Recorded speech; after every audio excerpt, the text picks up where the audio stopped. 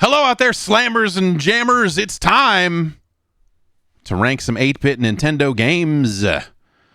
My name is Jeff Gerstmann. We're here. We've reached the end of this list. The noise gate is off, so you can really hear me breathing. Because we've got to slam and jam on a piano.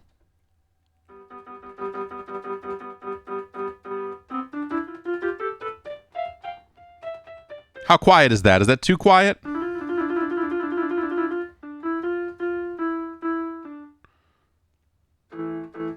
Not bad? Okay.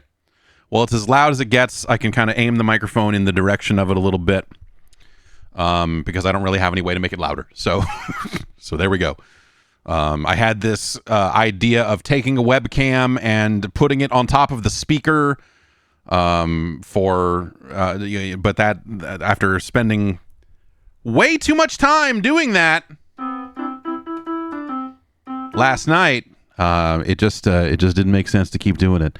I can talk into the side of the microphone like a real maniac. Everyone knows you got to talk into it up here, though. Side address microphones. Okay. Thanks to everyone who has supported this project these many years. We are a little under the 3-year mark. For most of the last 3 years, I have been building this list. We have been conducting the science, and we're down to the last handful of games here, the last batch. We've got Mega Man 2 here at the top. Pretty good game. And then all the way down at the bottom here, a little something called Hot Slots. No good.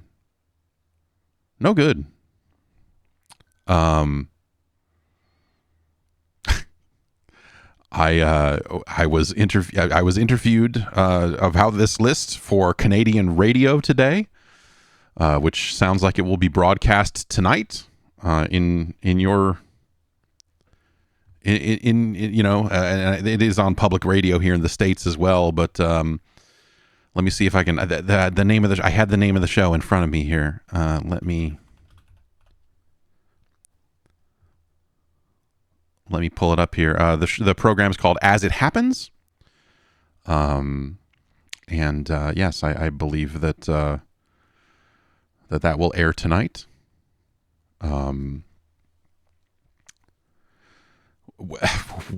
we'll see if I don't know how much editing they will do to it. They asked me about what some of the worst games were, and I told them about some of the worst games on the platform. But yes, that was a lot of fun. And if Hot Slots is spoken about on Canadian radio tonight, I would just want to say in advance, I apologize to the great nation of Canada. But yes, that's yes, we will. That's yes. So do check that out tonight. And I believe that. I believe they said it would air tonight. So let's get down to it. This next one is the most I have had to put into any one of these games to get it up and running for you. Certainly the most expensive, because I had to go and buy a piano. I had to buy the Miracle piano for the NES. This piano was released for multiple platforms. It's really just a cable that plugs into the back that then has a different controller port on the other end. And so they sold this for the SNES and I believe the Genesis. There was probably a PC version as well. So this is the Miracle piano. It only has 8 different sounds. It is for the size of this piano, the feature set on it as just a standalone device is fucking terrible.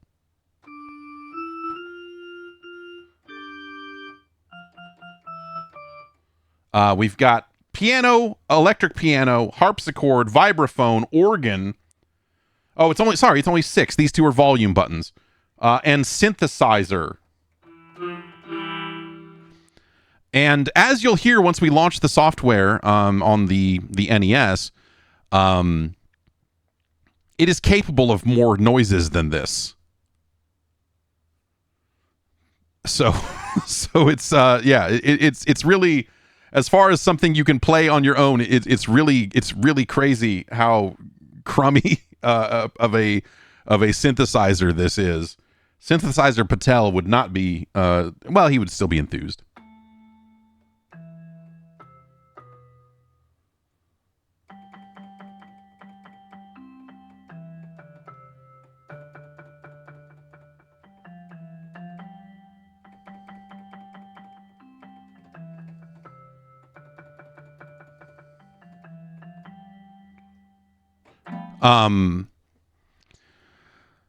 Getting this working also with the software side of it took quite a bit of effort. I ended up hooking up an analog NT. It took a lot of effort because I did not want to go to my storage locker and dig out an actual NES. And so faced with figuring out a way to make it work was interesting.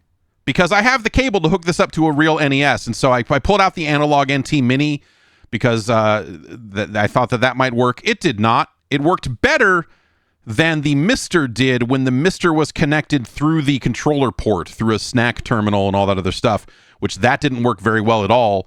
But the Mister Core for the NES does have direct support for this keyboard. But they did it through MIDI instead of through the controller port. This is a full MIDI keyboard. You can see the MIDI in and out cables are back here. And so I had to go MIDI to USB, which I already had a USB MIDI adapter that I bought years ago, knowing that eventually I would need to do this. And so I happened to have it sitting here, and I was like, oh, thank God I kept this thing because I need it right now. And through that, it works perfectly with the Mister.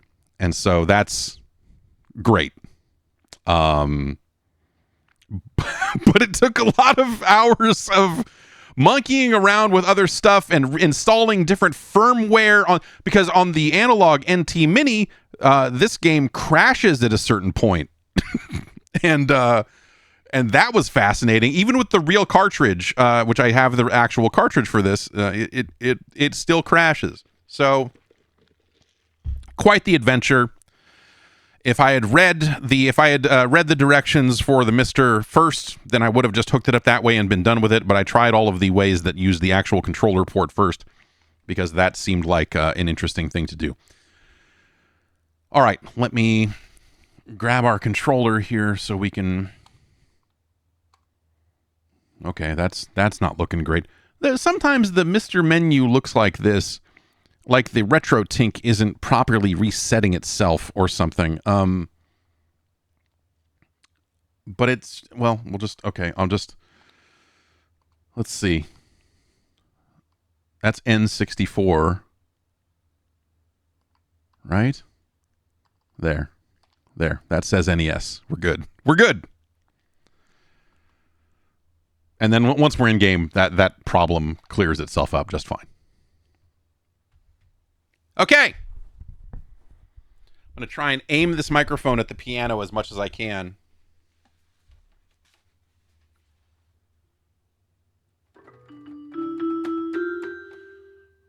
This is a velocity sensitive keyboard, which is kind of fun. If I hit the keys just a little bit. Oh, what? We'll,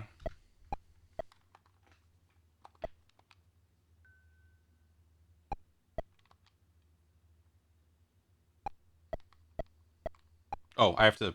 Hang on. We've got to turn on the connection. Oops.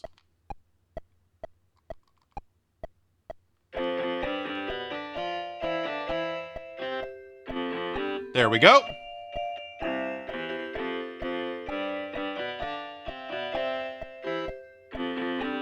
I was under the assumption when before I had played this that you would play the piano, but piano noises would come out of your television, and that maybe you could play NES style synthesizer stuff with this. But no, all of the audio for this game, almost all of the audio comes out of the keyboard. The click track you are hearing is coming from the NES.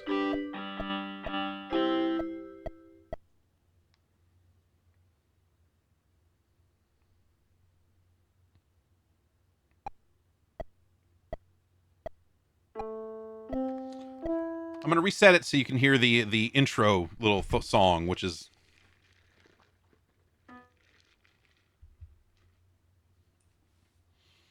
Yes, all the power of turning your television into a very fancy metronome.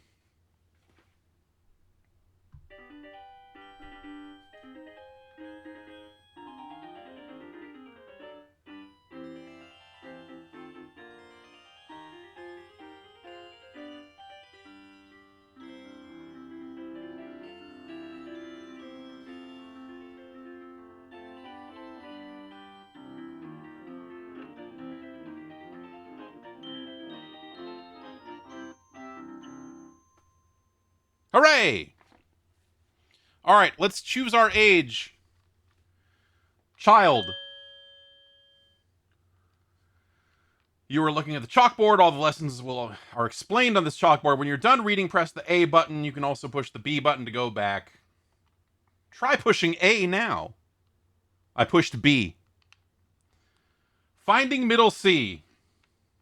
Push middle C 4 times with your right thumb, okay?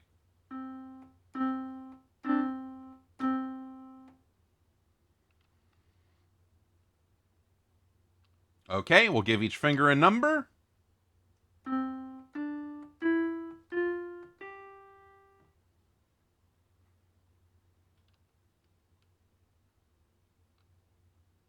Watch the green arrow. It shows what note you should play. When you play the right note, the arrow will move.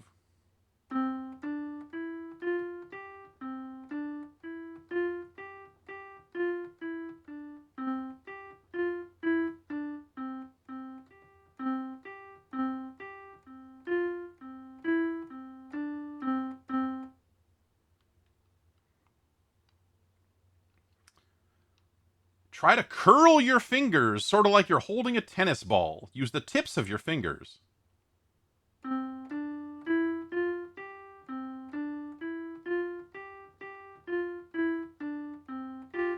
Oop.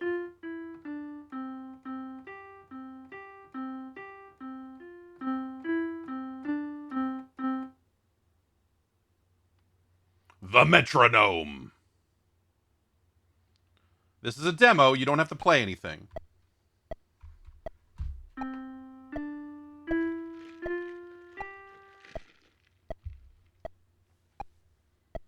Got it. Now we'll try.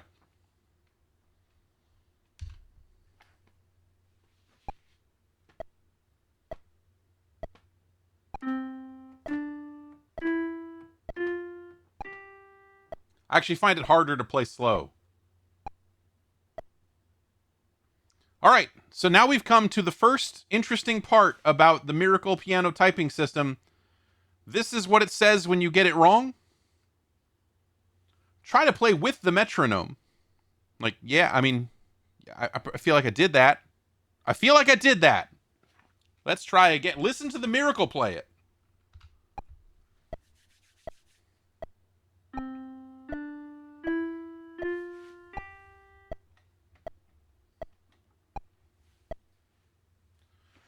All right, here we go again.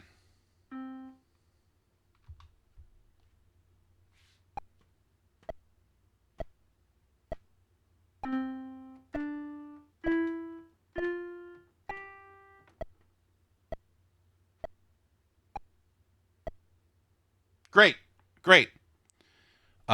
Sometimes that has taken me 20 times to get past. And so I have not seen much more of it than this. The timing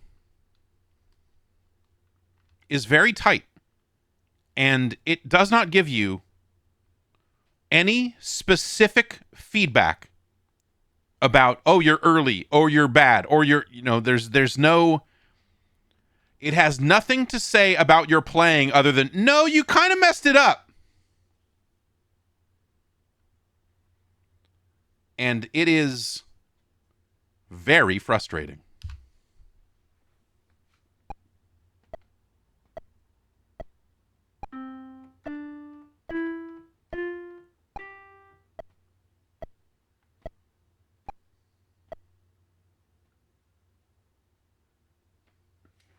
Okay, those weren't timed right. Let's try again.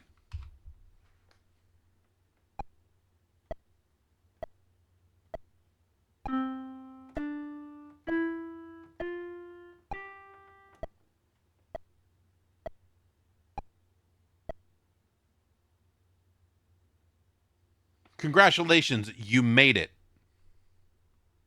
We made it. We survived.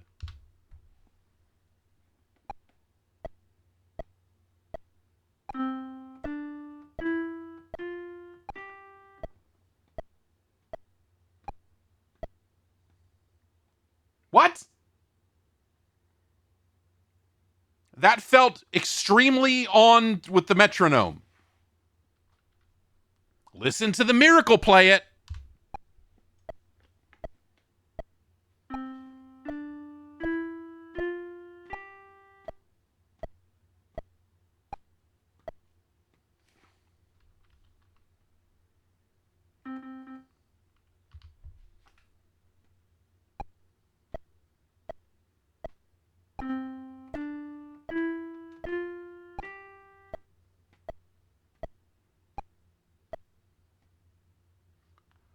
Oh, thank God. Robo-Man! Pick one key and play it in time with the metronome. Hit the key when Robo-Man is under a power plug. Then hold it down until he gets to the next plug. All right, let's see Robo-Man.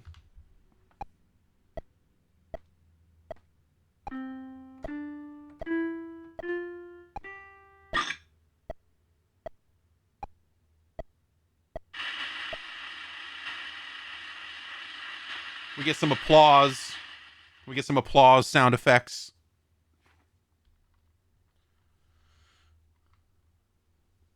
Lead beats rhymes with feed beats.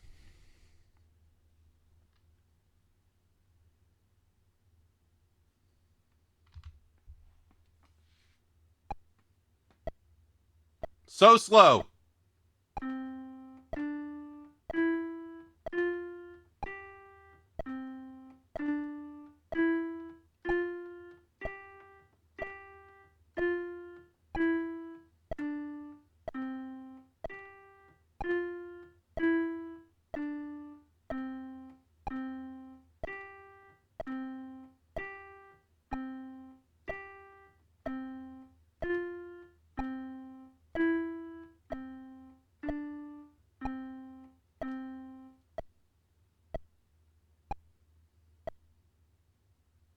Oh, thank God.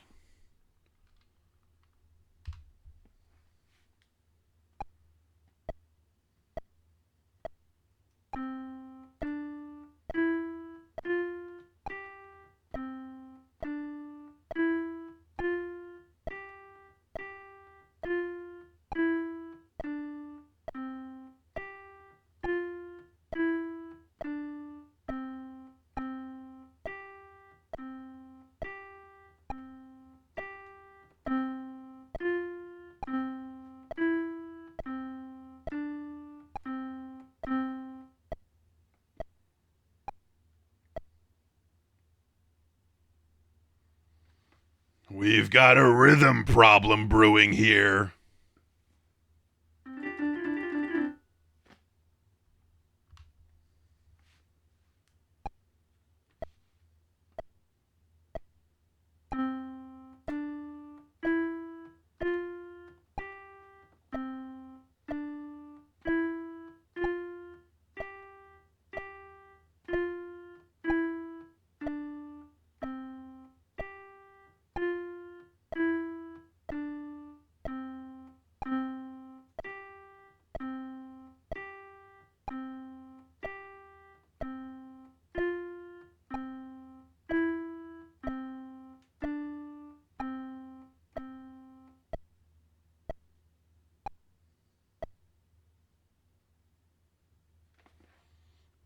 A little faster.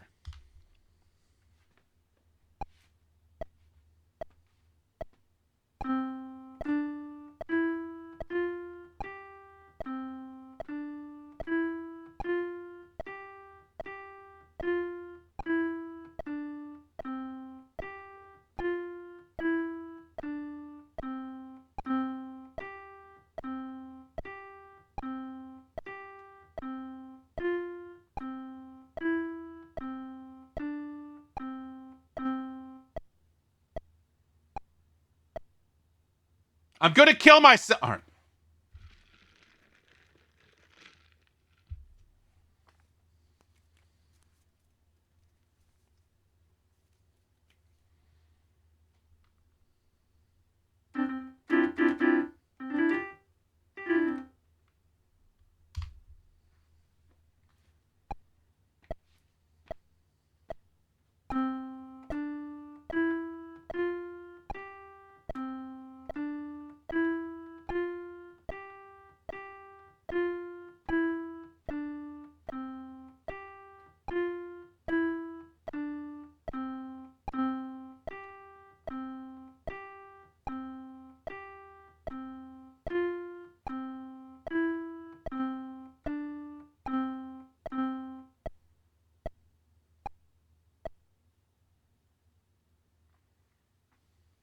Your first song.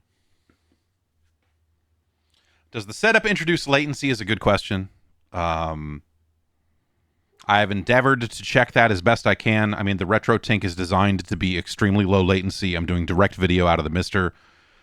MIDI as a protocol is certainly latency can be an issue here. But I'm left with the impression that this has just incredibly sensitive, like it is very tight on its timing. And when I think about, there are cases where you can hear it playing the piano for you along with a metronome out of the NES. And so you can hear its internal sync as it does that stuff and go like, okay, that's what it sounds when it's playing all of it. And it sounds pretty dead on to the metronome. So if there is latency, and there's always some, it seems like it is extremely minimalized.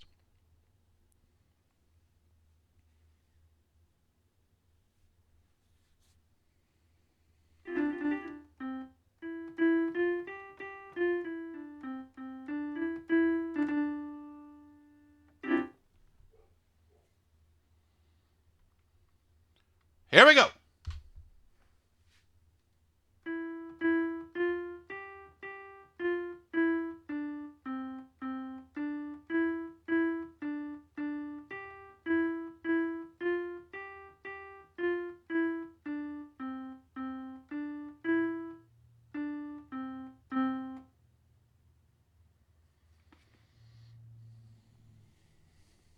Lead beats.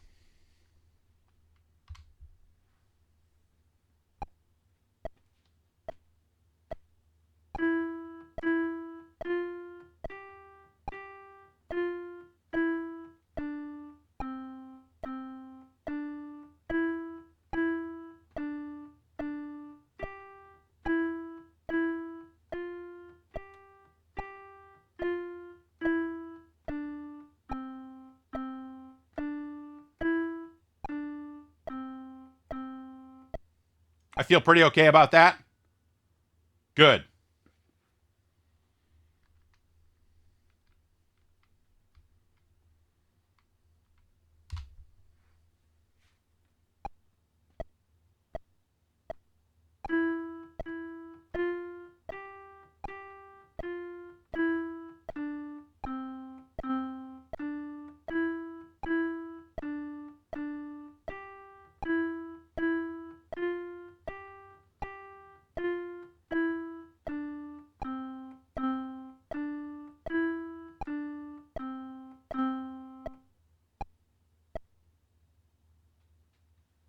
Fucking A.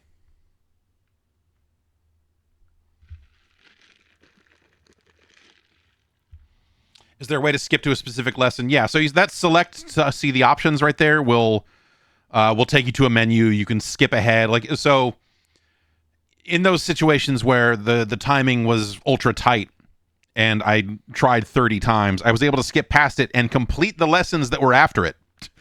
So there's just something about those early timing tests that just seem brutal.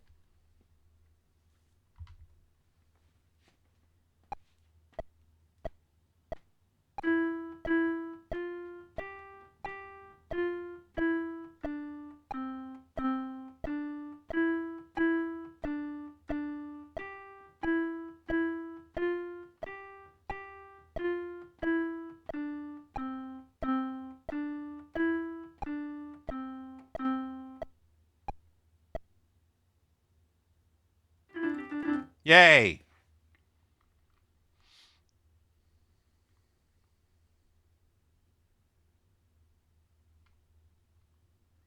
Now we're going to play with the Miracle Symphony Orchestra. Getting to this point on the with the piano connected to the Mister through the snack port, this is where it revealed to me that, like, oh, this is not sounding the way it's supposed to. Like, a bunch of stuff is just sounded off time and wrong and everything. I was like, oh, this is totally hosed. And that's what caused me to dig out the analog NT, which worked better right up until it crashed. and it would reliably crash at the exact same spot.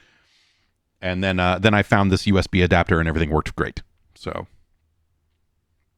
shout out to, I believe it is Gray Rogue, who built the support for MIDI into the NES core for Mister.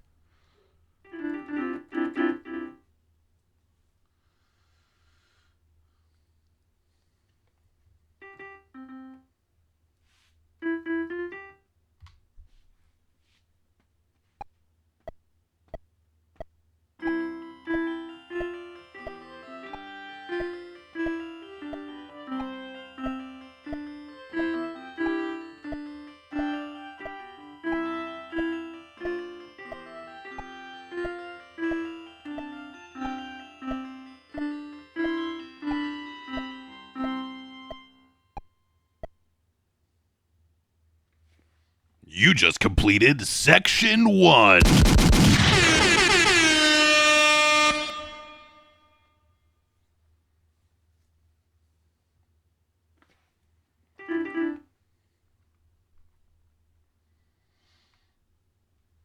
The Miracle Band is awaiting you in the practice room. Stop by any time for a jam session.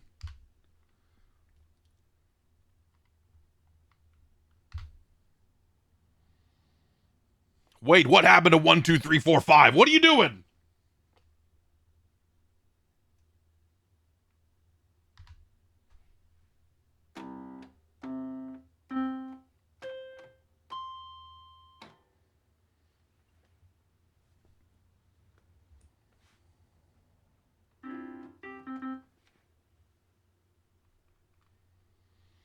Does the symphony comes out of the keyboard? All of the audio, with the exception of the metronome, so far has been out of the keyboard itself.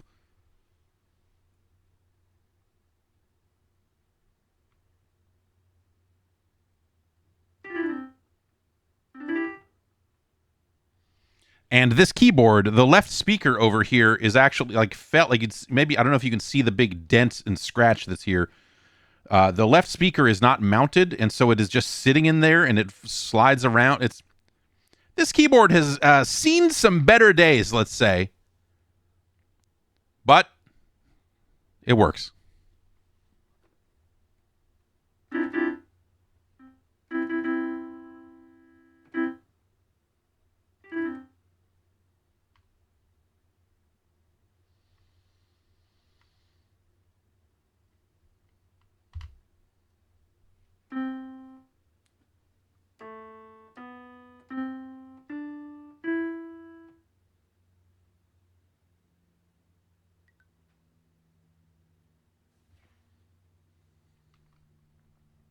Okay, so if that's C, this is A.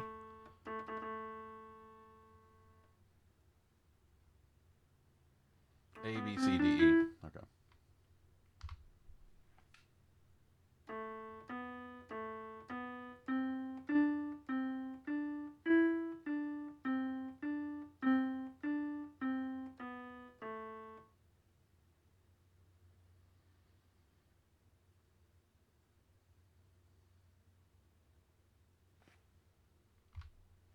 Okay, I wasn't even looking at the piano, so...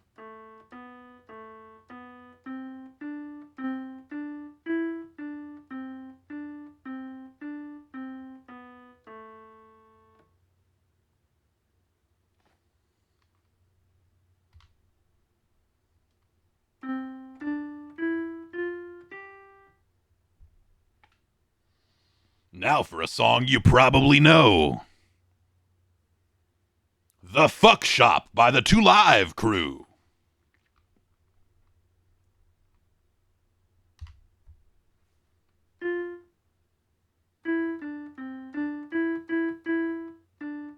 Wait.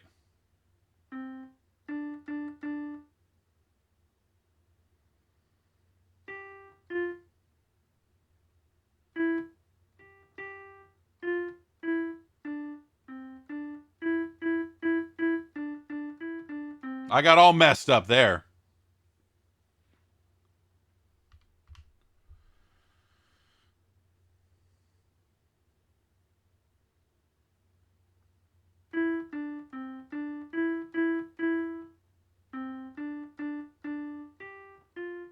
Wait, oh, that's G. E is my middle. You've put some extra notes into Mary Had a Little Lamb, you monsters.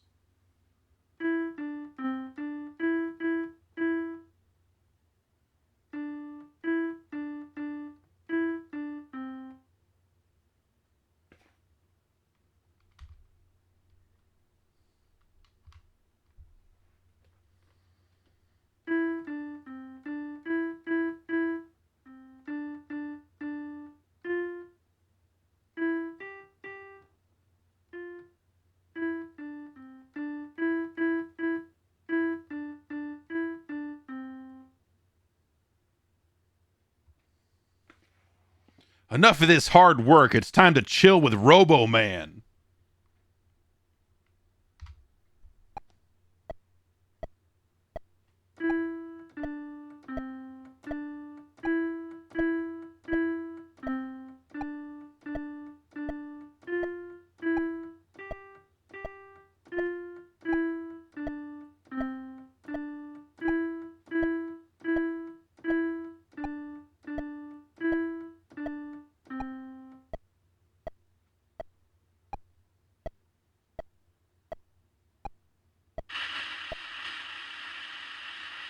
Hooray!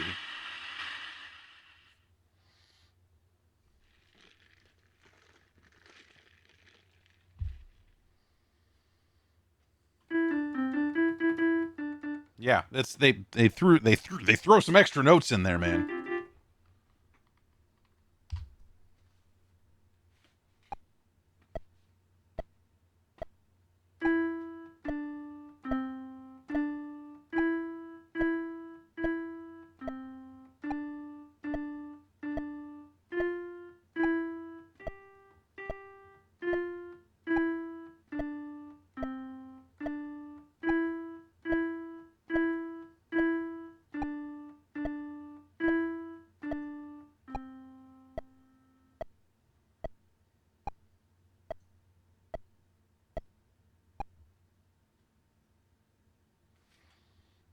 Okay, a faster tempo.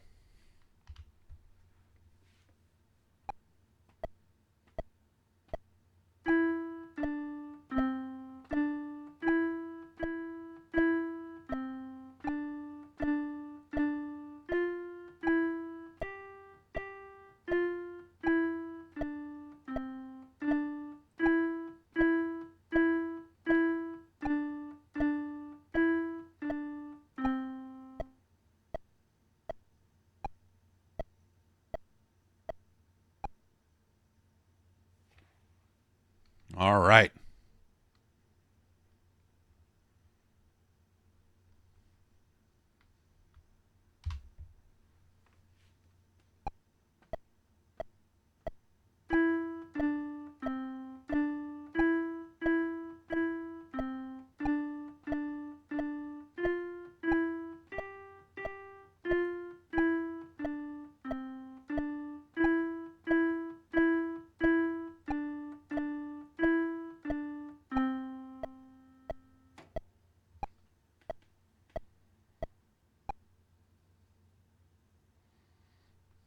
The Miracle Band. Have fun.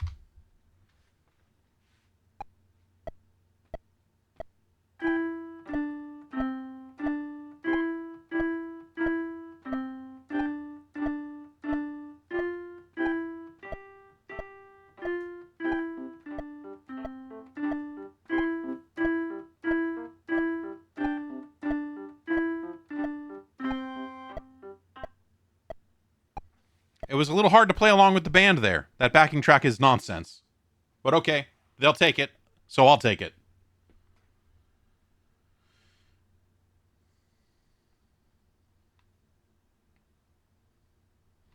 I think the arrangements are bizarre because they don't want you to worry about how long you're holding down each note yet. Like, we're still in the early phases of this, so they're not going to go, oh, this is a half note, this is a quarter, this is a whole note. And so because they want you to hit one note every beat, they've arranged them in such a way to accomplish that. That's my impression of it, at least, which I think makes sense for the early days of learning a piano.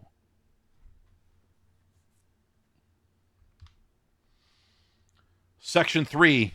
Uh-oh. This is where I'm completely out of my depth.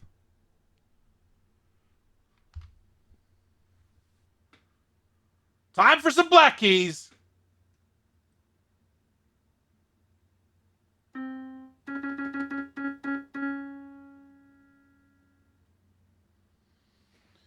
For a change, we're going to use your left hand. Great.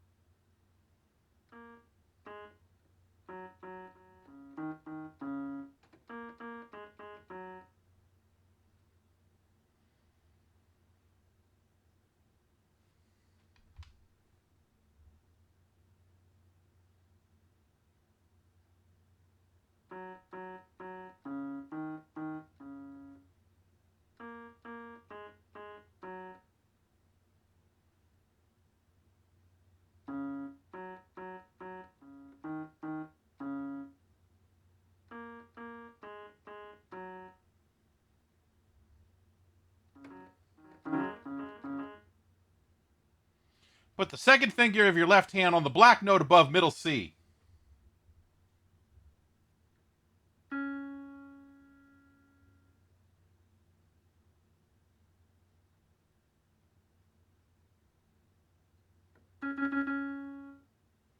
Let's get your left hand set to play some flats.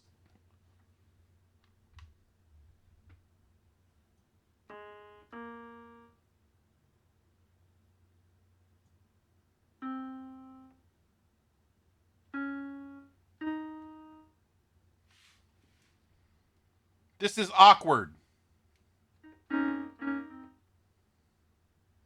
Okay, we need to move the controller up here.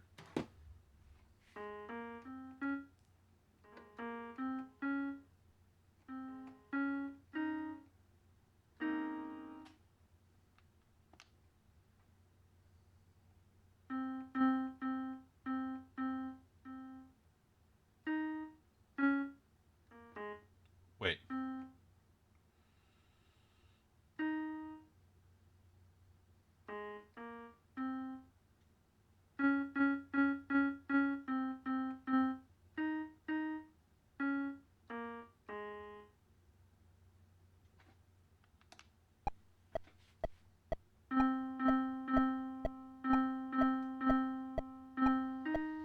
They jumped from the numbers to the notes a little fast in a way that, like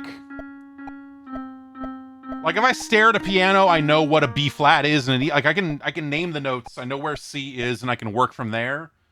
But like this like throwing the note names at you like this is I guess slightly abrupt. I don't know.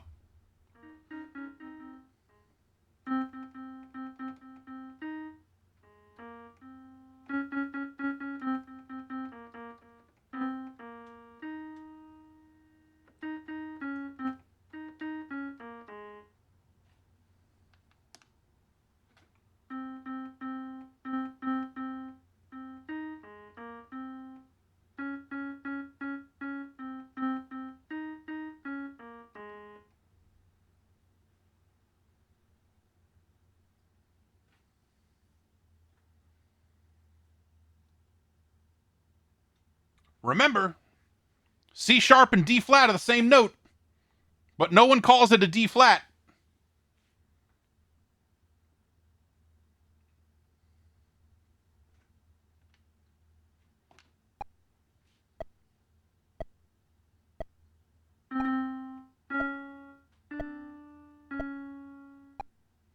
And I think calling it a D flat here is like as a trick, like, hey, hit the same thing.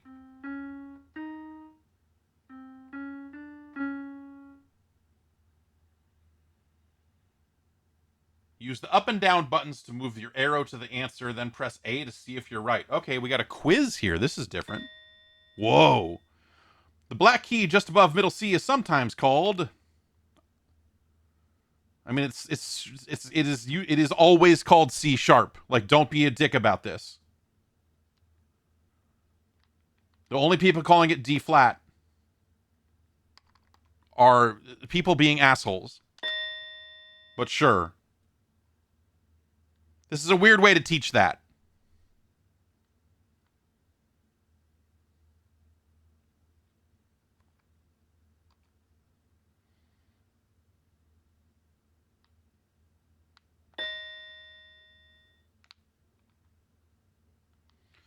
The black key between A and B is called. Oh, right. Yeah, you want. Okay. Yeah, sure.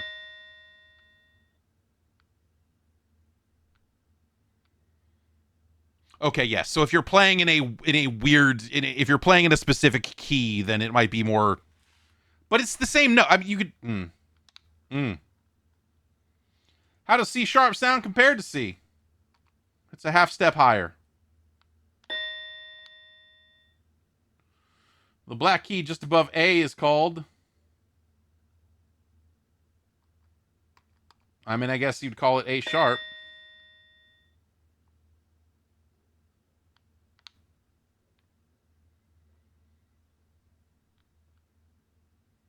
Let's get that right hand ready to play a piece with both sharps and flats.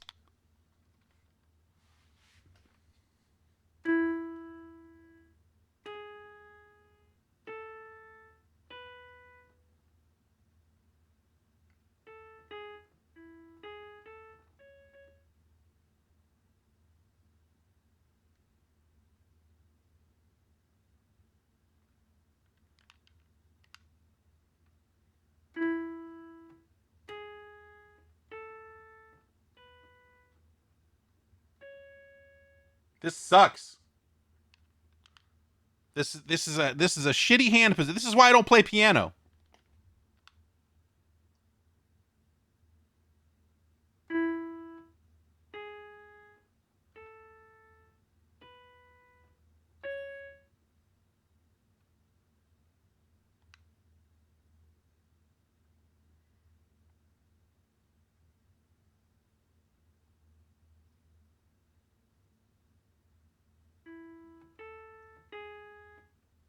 Wait, D flat is.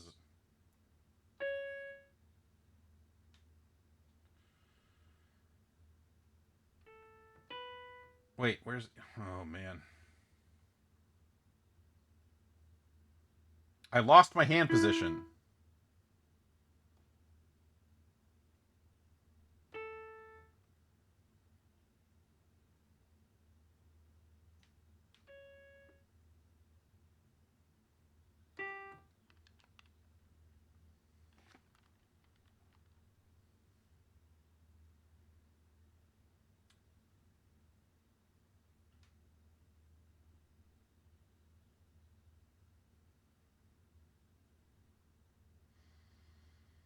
Okay, so we've got E, G sharp. Then it wanted B, C.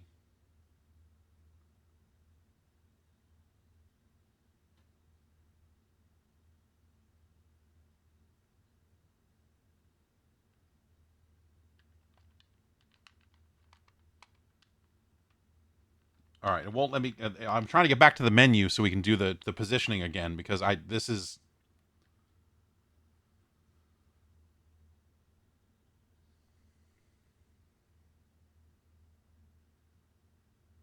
So it wanted. Well, okay, I guess I have to look at these notes and figure out where my keys would go. Okay, so we have E, Then we have A.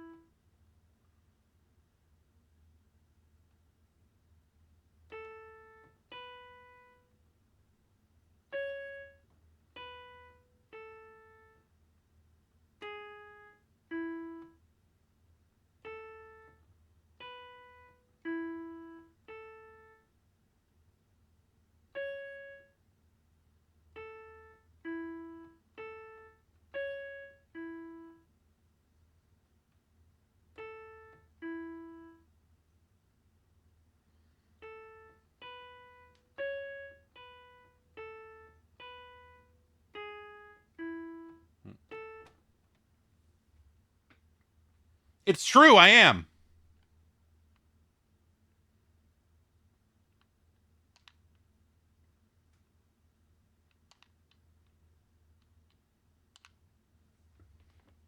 Okay. That's our E. That's our, what, G sharp.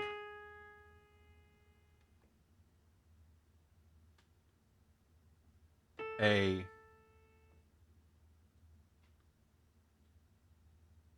B. And then C sharp. Trying to do it while keeping my hand in the position they want me to have it in is the hard part. Well, it's of the hard parts, I suppose.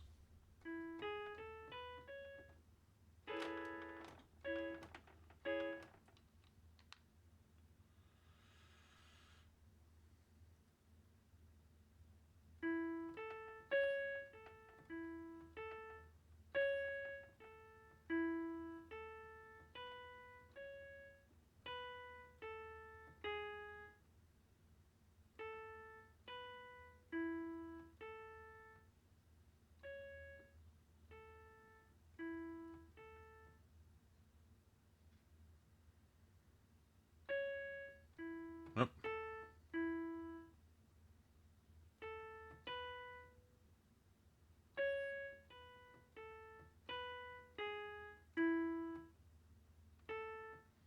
I am not hearing the melody here. I don't know. I don't even know what song I'm playing here. With the other songs, knowing those songs reasonably well, I can kind of, I know what the rhythm's supposed to be. I know what I'm supposed to be going. Like this is confusing. I'm having a rough time here.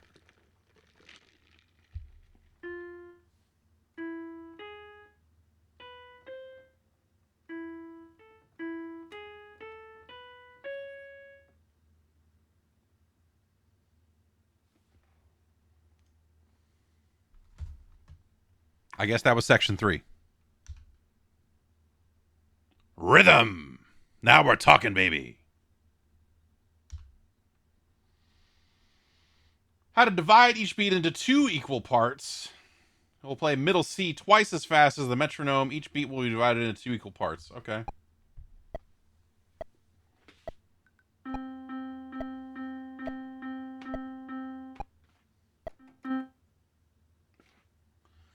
All right, eighth notes. I got you.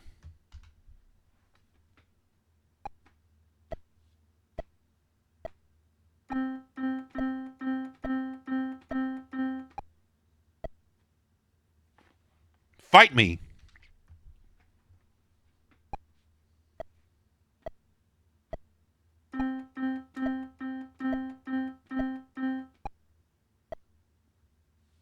Roboman needs your help.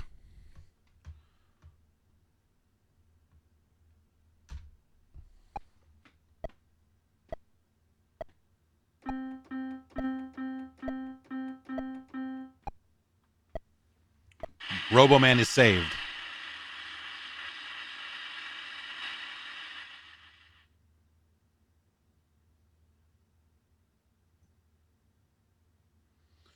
Tap the key twice for each beat, just like you did for Robo. Wait for 3 lead beats. What? Mm-hmm.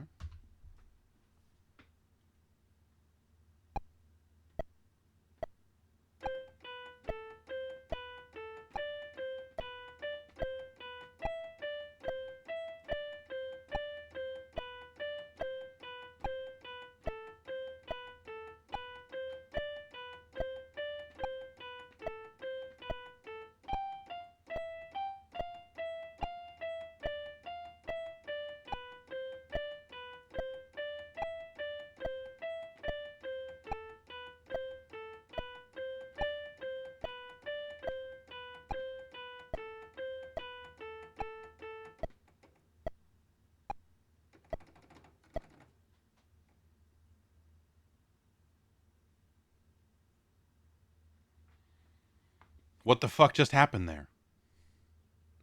Like, it stopped playing notes and it still had left. It's still like that.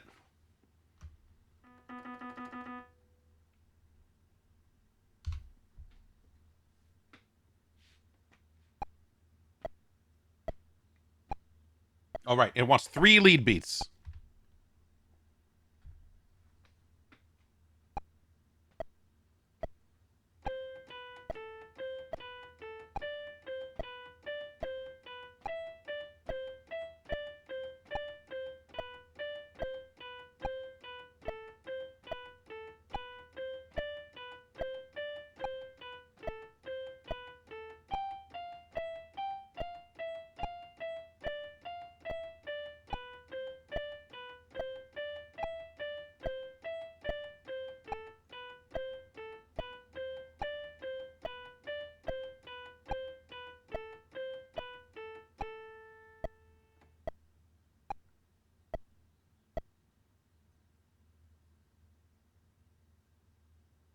It really had to sit and think about that.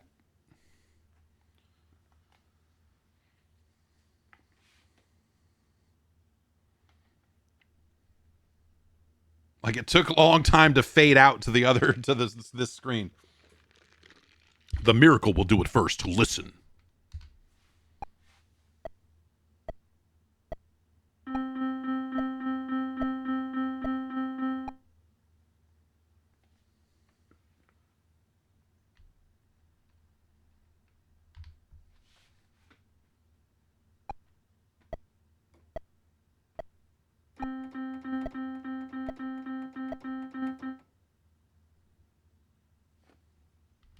I'm putting too much swing into it, baby.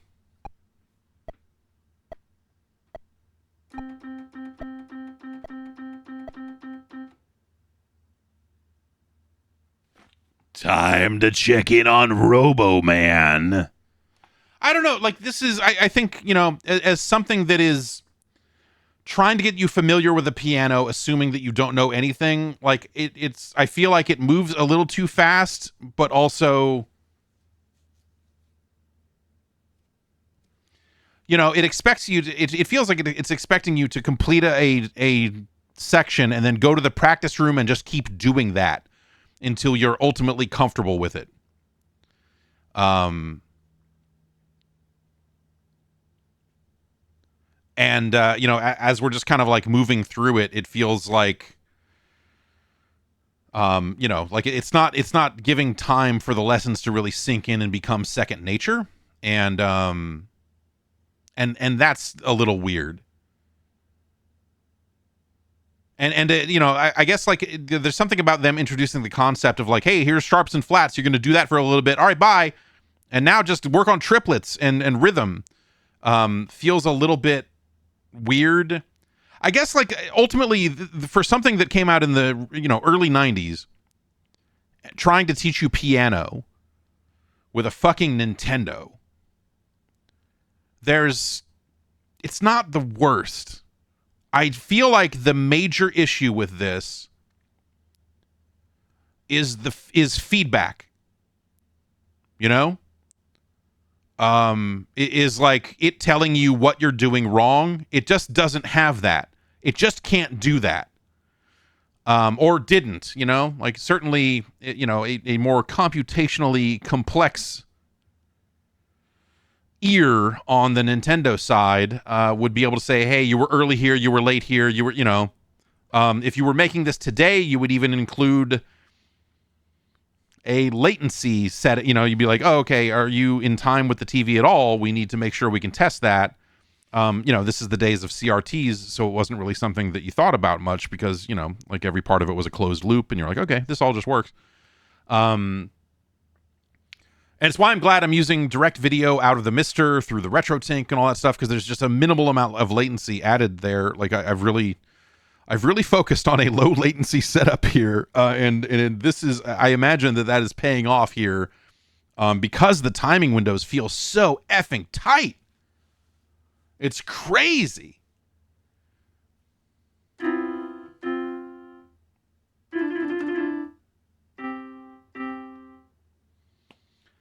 Play 3 notes per beat to guide Robo-Man.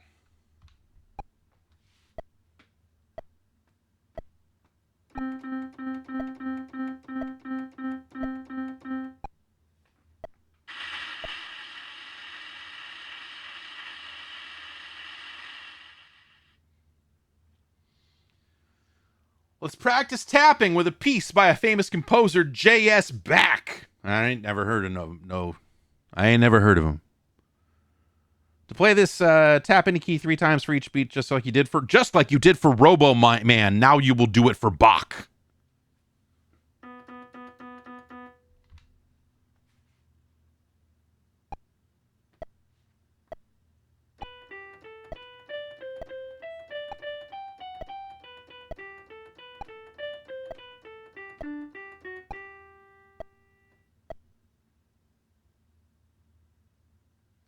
All right. Yeah. Okay.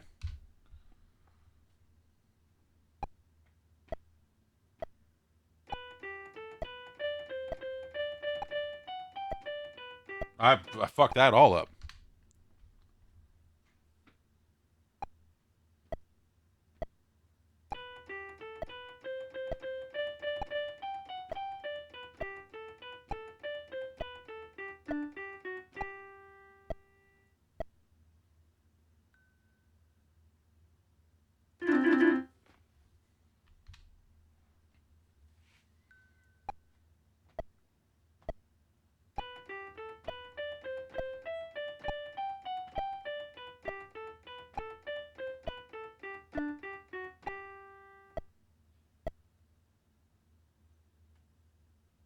I feel like they could ease you into this a little bit by also showing you the timing of the triplets.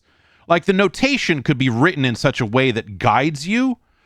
But when we get to these eighth notes and triplets, it feels like it's really kind of throwing you to the wolves a little bit.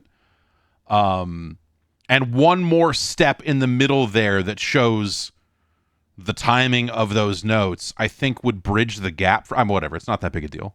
We got there, but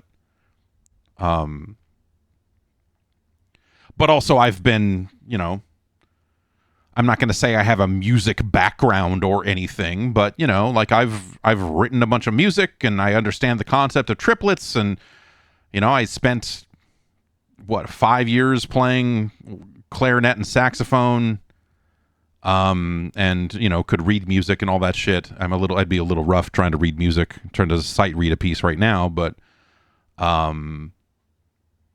like, I'm familiar with these concepts. I'm already like pretty familiar with these concepts. And yeah. So I feel like if you were coming into this cold, and the manual is okay. The manual is largely focused on you getting the piano fucking hooked up.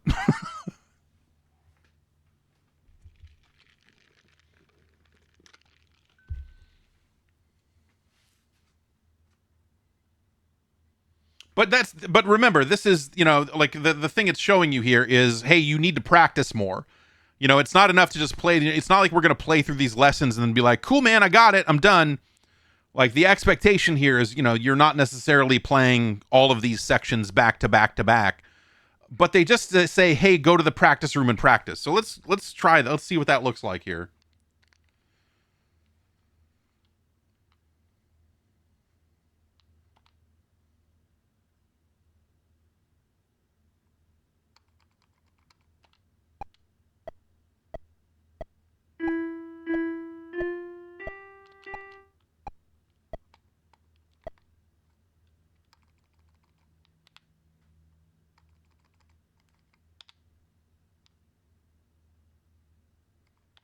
Even this is a really weird... Wait.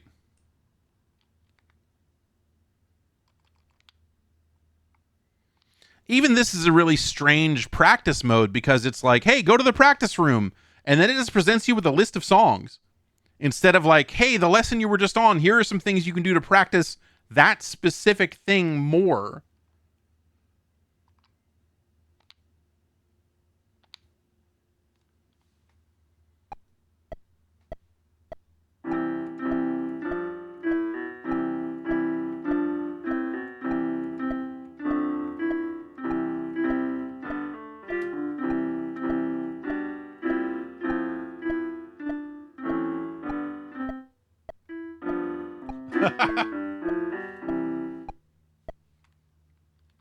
And no feedback here. No like, hey, you were early here. It's just play some notes until you feel good about it. Like it really feels like you're supposed to be sitting with someone who fucking plays the piano. Wait, is this the next lesson or did I accidentally jump? Okay, yeah. It's time to learn to read the language music is written in. Music is written on a staff of 5 lines. The notes on the staff make the music look like it sounds. Higher notes are up the staff, lower notes are near the bottom. Let's get your fingers ready.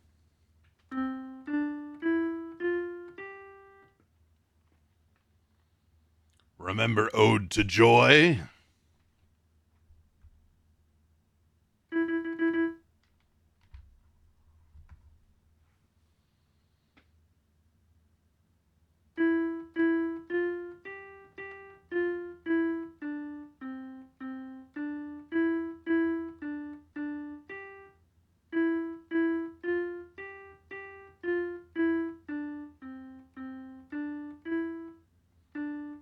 I feel like starting with notes that are below the normal lines on the treble clef is like a fucking fucked thing to show to kids right now. You're like, wait, especially the resolution of the NES isn't always going to make it clear. Like, how many steps below? I mean, the lines are going to tell you, but like, this just feels like a weird way to go. Have me play it an octave up or something.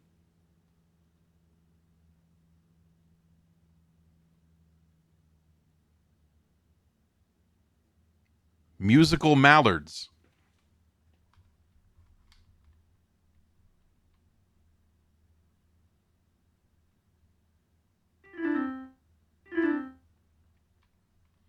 Yeah, I guess like yeah, if we're just yeah, I guess if you're teaching piano, it's all around middle C and stuff. Yeah. Yeah.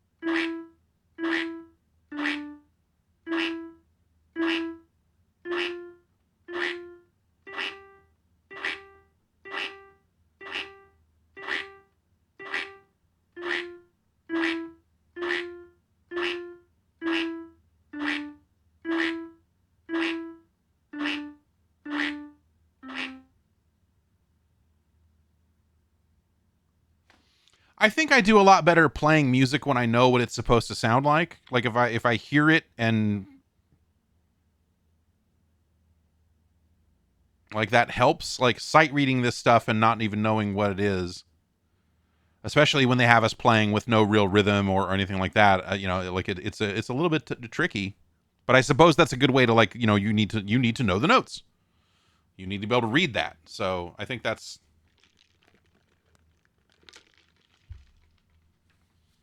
Well, like anything I've ever done on a piano is because is because I know roughly where the notes are, but also I can just kind of sound it out and go like, oh yeah, that's kind of like yeah, this is how you play this, and fuck around until I figure something out, I guess. See how the lines and spaces are like the keys on the piano? Moving up one line or space is moving up one note on the keyboard. That's crazy. This is crazy. This is crazy.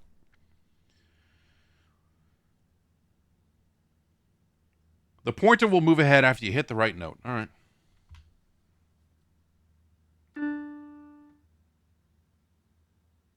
Oh, my shit is on the wrong.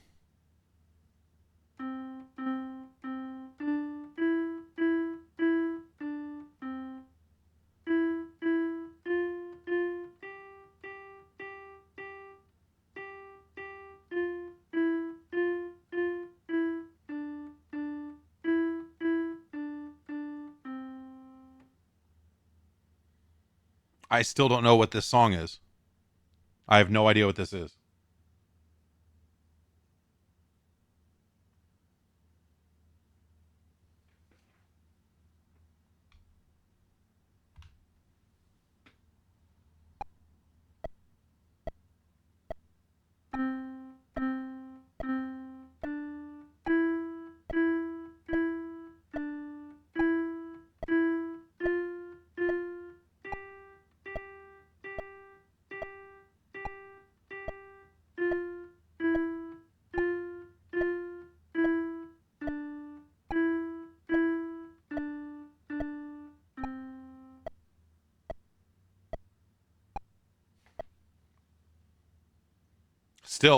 Still, no idea. Is this actually a song, or is this just like, hey, we put a little ditty in here for you to, work your fingers?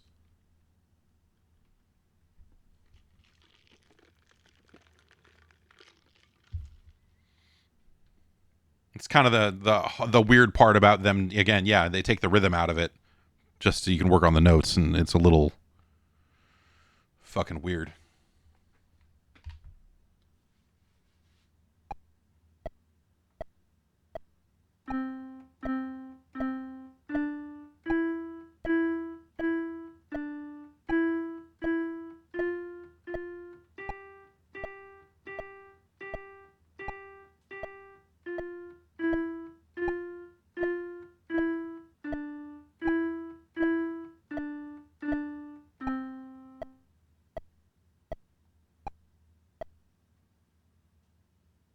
Okay, I'll take it. I felt like I was off in a couple of spots there, rhythm wise, but sure, I ain't gonna complain.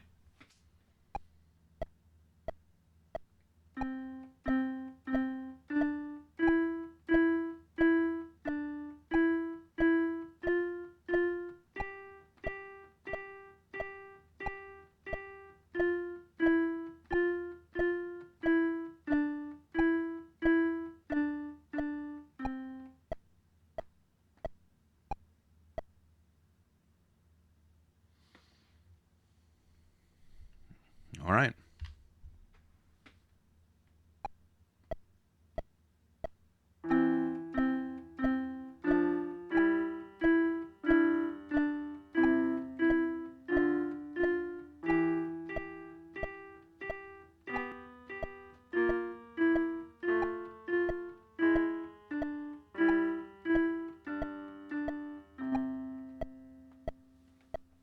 Sure. You just completed section 5.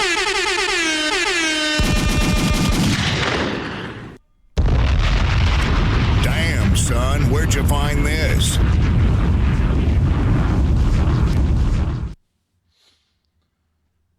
Stop anytime for a jam session. The names of the lines and spaces of the treble staff. In the shooting gallery, you toss two staff connected by a vertical line. The top staff is the treble staff.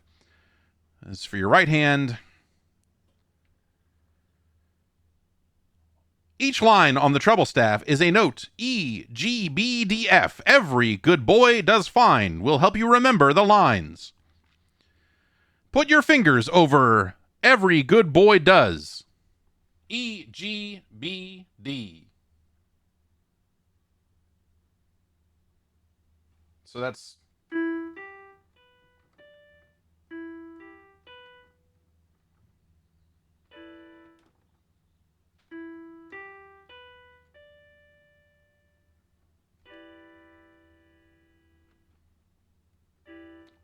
This feels like I'm stretching my fingers in an uncomfortable way.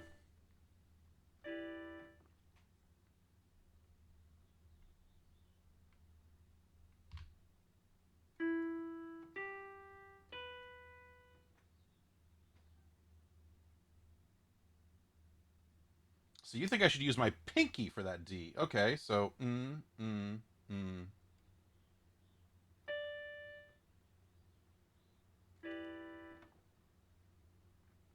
All right, that works. Well, let's take a quick run up and down those lines. Try to memorize where the notes are. That information may come in handy soon. Okay.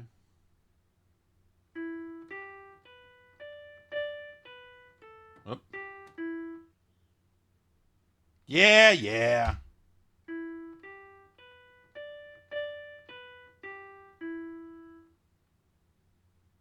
Gonna get hand cramps doing this. There's some action on the treble lines.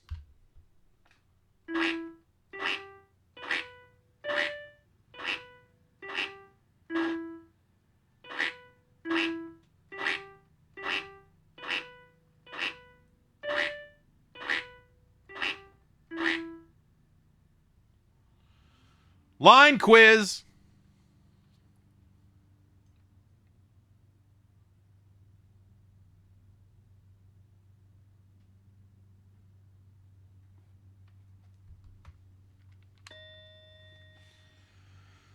On the treble line, D is on the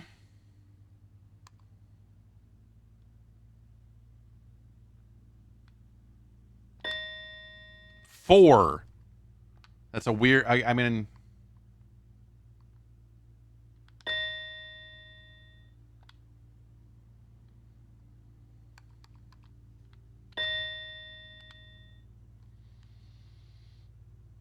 each space also represents a note. They spell face. Remember, face rhymes with space.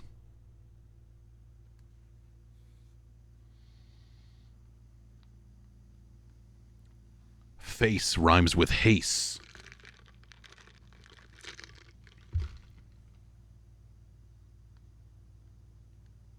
Happy birthday, Haste. Let's get your fingers over face. All right, so that's boom, boom, boom, boom. F, A, C.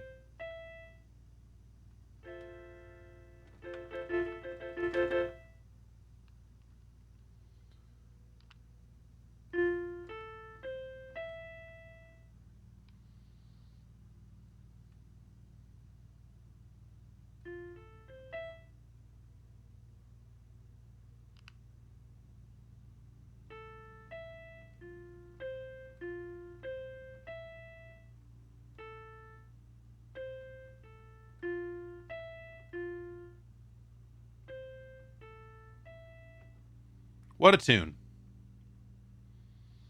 Let's see if you can face some questions. It's very funny.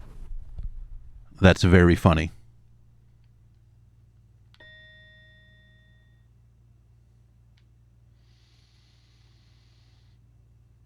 On the treble staff, C is on space 3.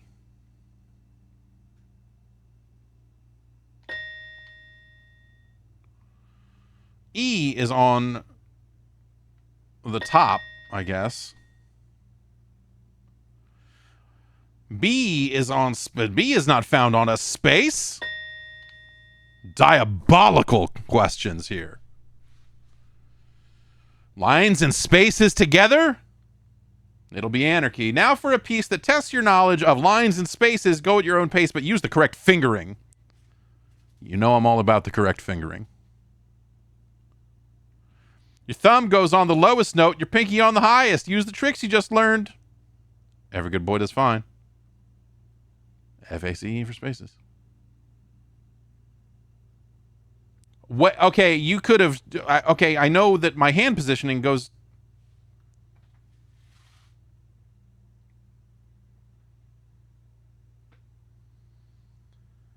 Okay.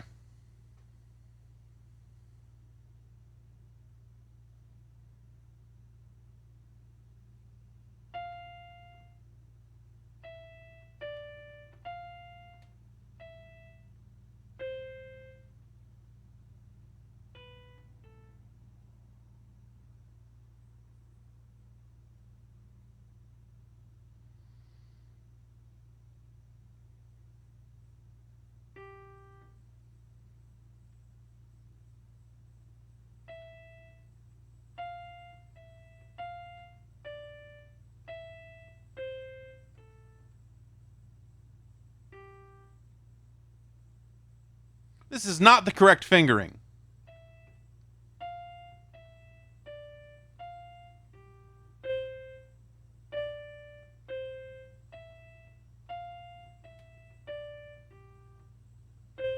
I eventually got to the correct fingering, but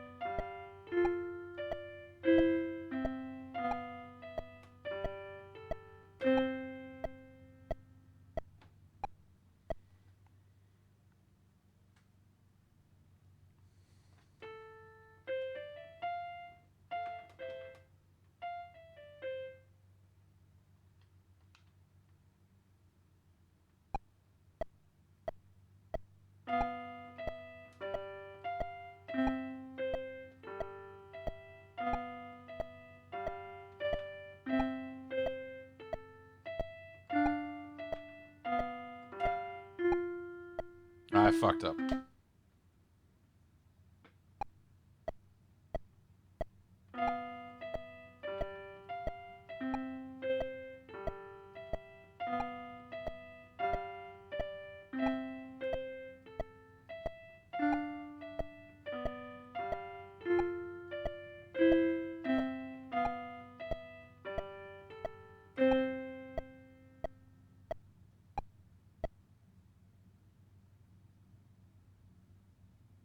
Am I missing notes? Am I... Oh.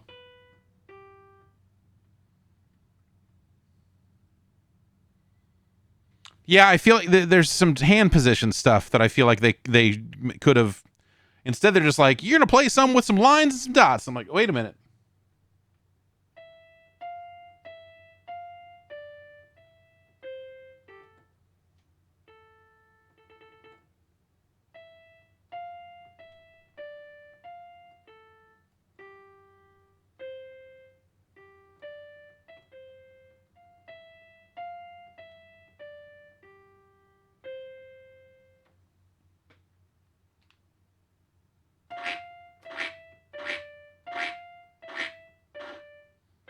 This is not helpful. This is not a helpful...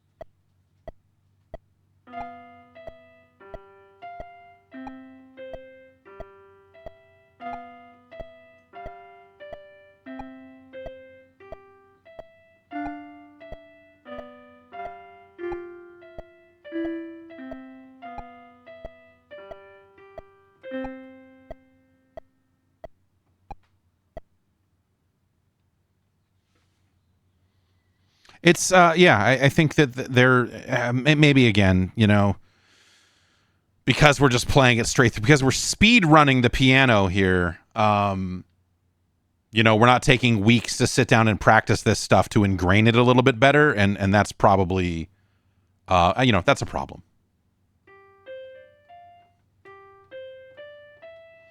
You know, if you took a week to really internalize the notes on the treble clef and you know, got that down and memorized it, which is really what you're probably supposed to do in that gap there between lessons, you would be much more ready to read it. You would have a little bit more muscle memory around it, and it would be and so I guess, like, you know, because this is supposed to be teaching you piano, I think for it to go like, now go to the practice room, is really shitty. Like, you're the practice, you're supposed to tell me what to do to get there. And if it says like, okay, that's enough for today, now practice this until you are good at it, and then we've got some stuff in here that tells you when you're good at it. Yeah. Yes, it feels, yes, Bryn says it feels like it should come with a workbook that says, once this step is complete, practice this stage once a day for 3 or 4 days, or yeah, some kind of some kind of way to show you how to get this a little more ingrained. Like, I feel like I'm doing okay fumbling through it, but like I have, again, a rudimentary knowledge of music that I'm able to at least like draw from. And so I feel, and so it's weird. I feel like I'm faking my way through this. I feel like I'm, you know, it's like I'm lying on an eye test here. It's like I'm going like, okay, these are what the notes are supposed to sound like. These are where my fingers are supposed to be. I can do that. And I'm not really, I don't feel like I'm getting better in the way that I need to get better to learn piano.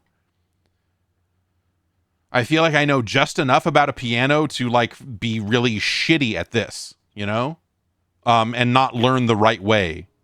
And so there's almost like a bunch of unlearning I would need to do. They're like, this is almost there with, you know, some of the hand positioning and whatever else, right? Like I can fucking tap out of fucking rudimentary melody on a keyboard and then use a mouse to, you know, drag the notes where I want them and manipulate it later after it's recorded. I can fuck around on a piano and like go like, oh, that's a melody I like, and maybe I do something like this, and like I can do that. But the actual discipline, that's the fucking hard part. And I don't feel like this is teaching that especially well. Because the discipline part of it is them saying, okay, now go to the practice room. And I don't think that that's... And I don't think that that's effective. I don't know. Like...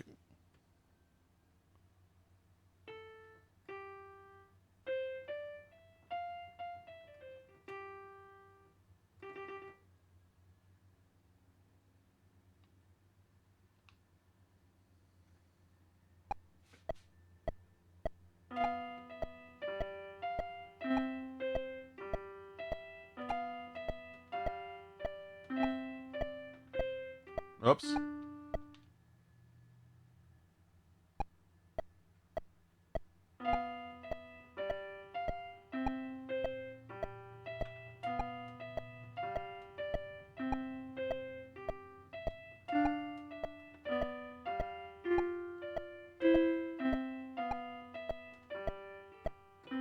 Ah!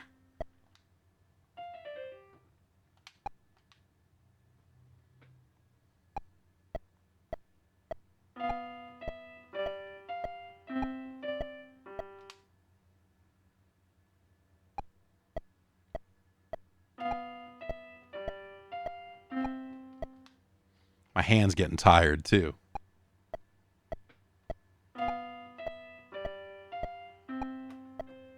Yeah, I'm... yeah, my hand is not loving this.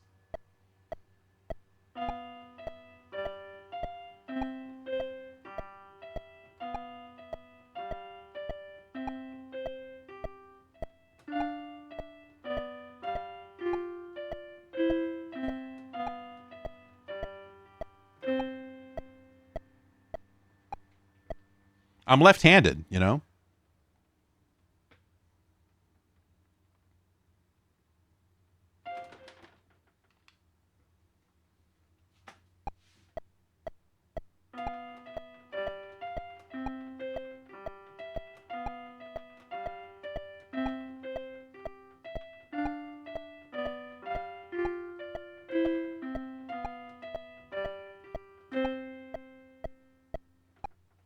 Something nice and fast.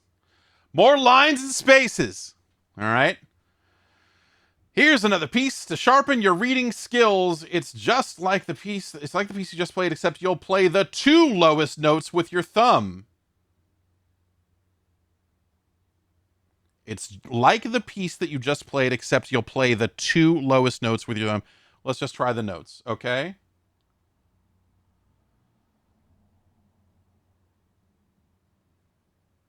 So what? That's a G.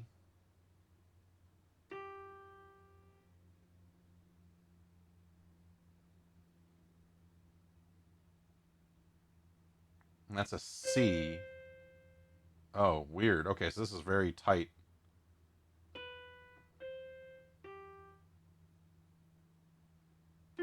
Oh, I'm playing the two lowest notes with my thumb. So then that's the E.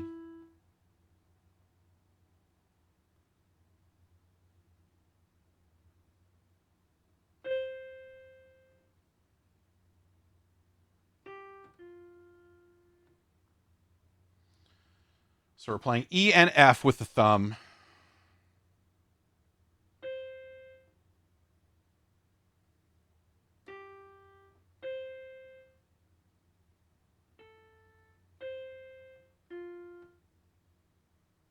Oh, wait.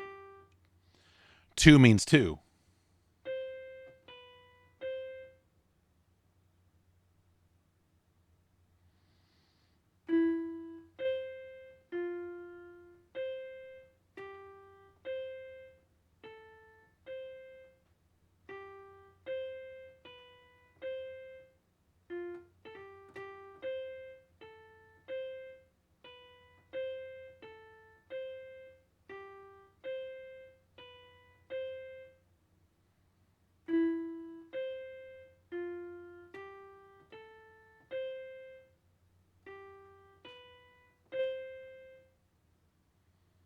Yeah, I know. I know.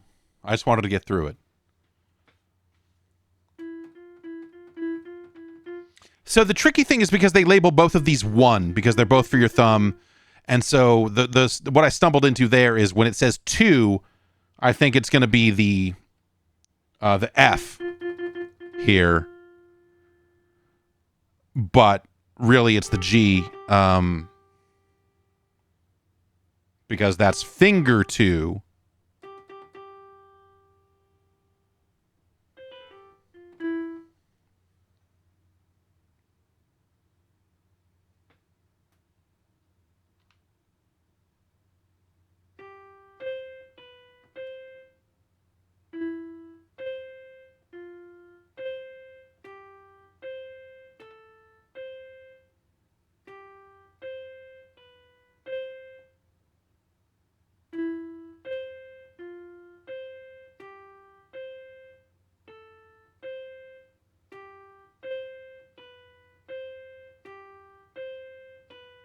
Oh.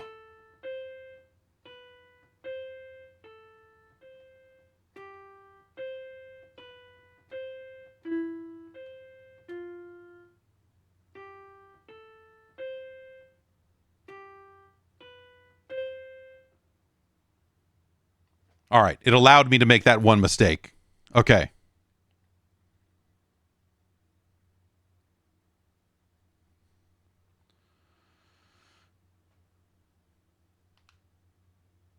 Wait.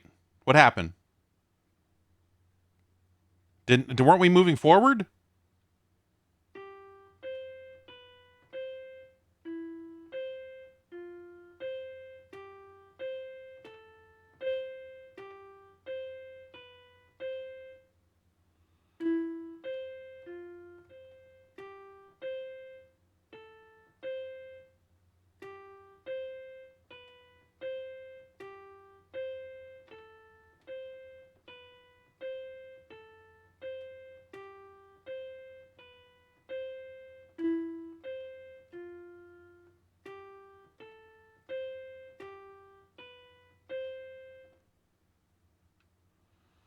Now let's play with the metronome. All right. Wait for 6 lead beats. What is wrong with you people? Oh. Oh, yeah. Wait for 6. They weren't lying. Fuck me.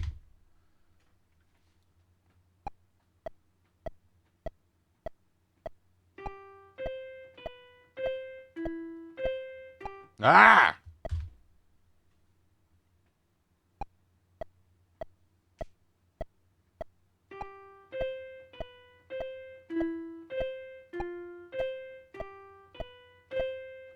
Oh my god.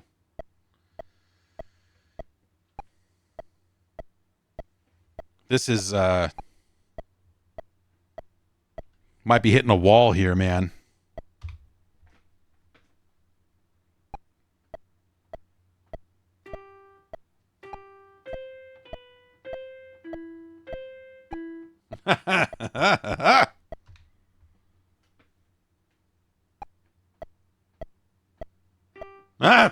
accent. 6'8".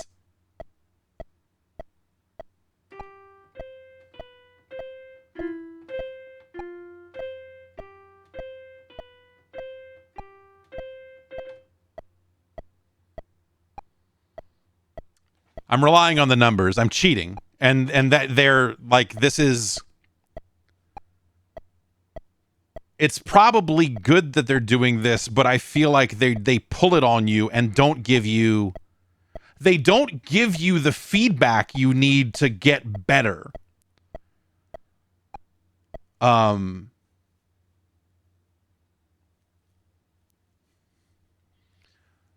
You know, they want you to read the notes, and it's easy to look at the numbers and go, okay, well, 3, 4, 5, and stick with that. But they don't put all of the numbers here, which I think is, you know, I think that's fine as something where they're like, hey, you actually need to be reading the notes. But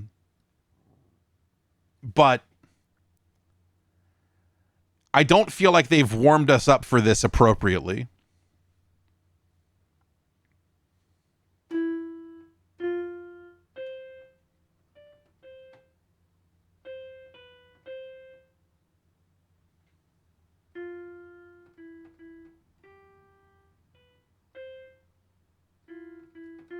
And now that I've moved my right hand, I don't remember what the position is supposed to be to play this.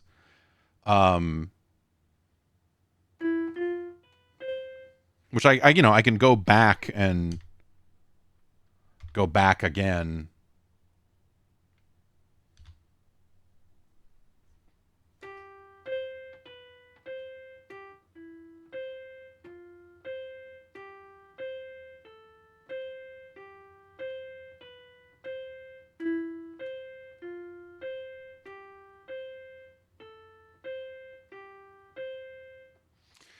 I guess this is where you would need to start, right? To learn how to play the piano. Because I think about it. Sorry,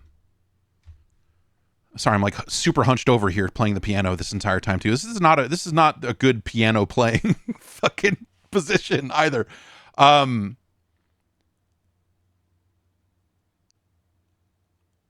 feel like the minute I've moved my hand, I'm lost again. And, I can sit there and, again, I can stare at a keyboard and look at middle C and go, okay, well, this needs to be here. This needs to be here. But, like, that's not necessarily something that the game is setting you up for. And so that aspect of it is a little weird. This whole thing is a little weird. I feel like its heart is in the right place or whatever. And it's I think it's very easy to say this all these years later. I'm going to raise this up. We'll probably play a little more. We'll try the adult mode. We'll try the adult mode.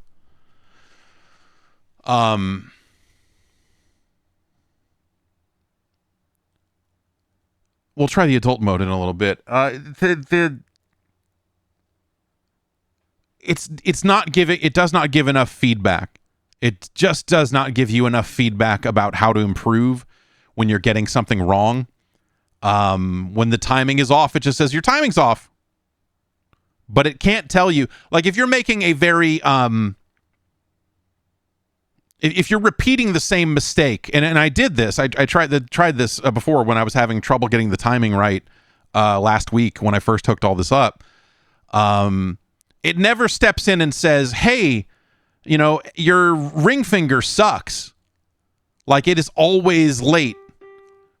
Go do finger exercises. Go get a fucking grippy thing, which seems like that would be a very, I don't know. That seems like it would be a very common thing. You're not used to doing things with these fingers. It's just not done. And so something that gave you,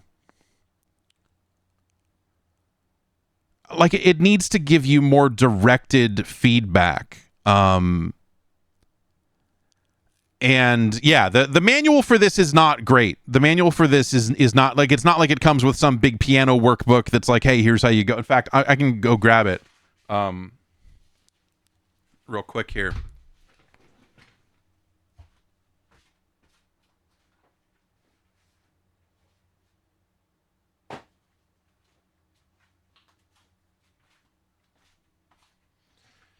It comes with a couple of things. This is the user's guide, and then there's also one that's a little more like, hey, if you're going to plug it into MIDI, you can do this. And, it's slightly more technical, but this is the one that is more about playing the product. But even this is more like, here's how you hook it up.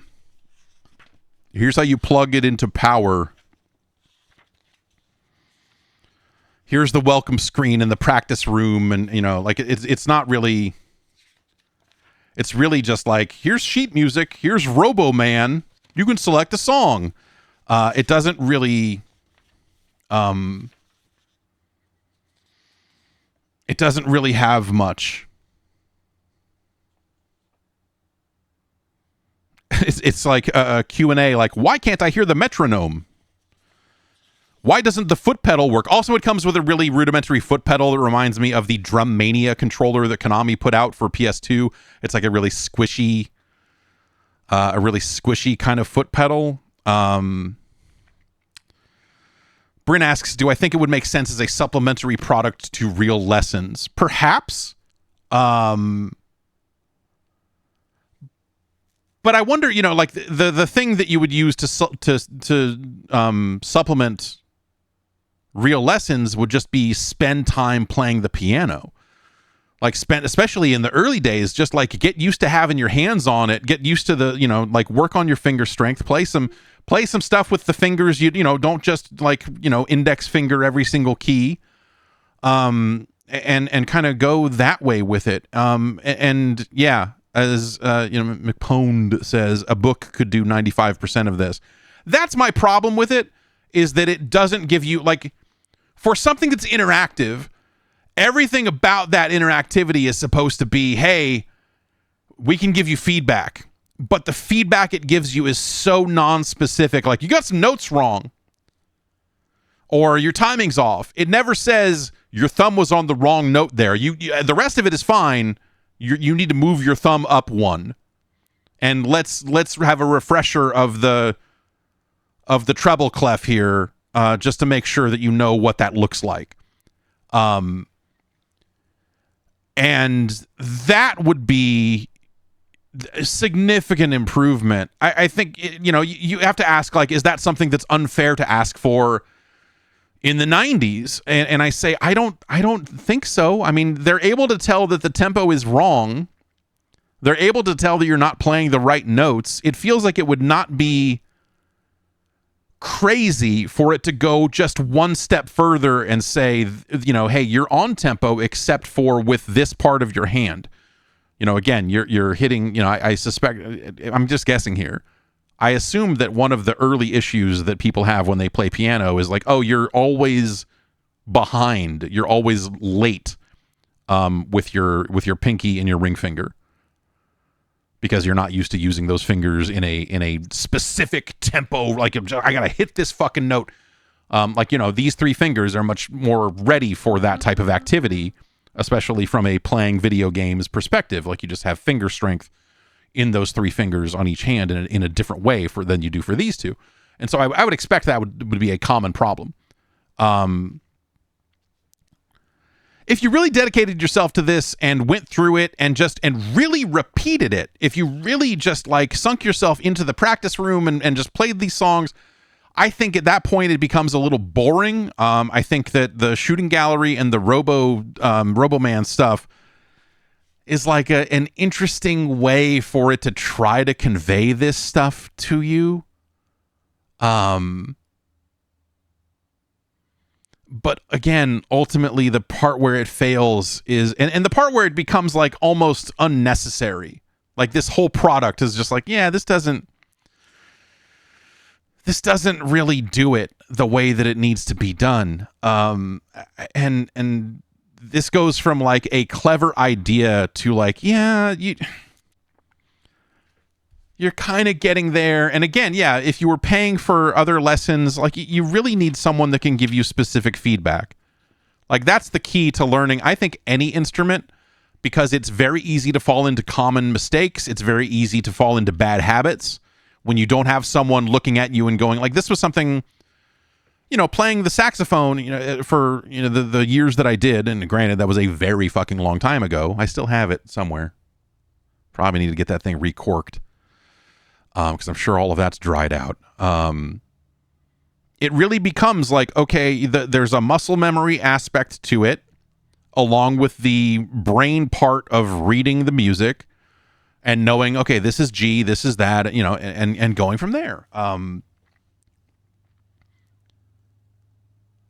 so much of it is just the repetition and putting in the time.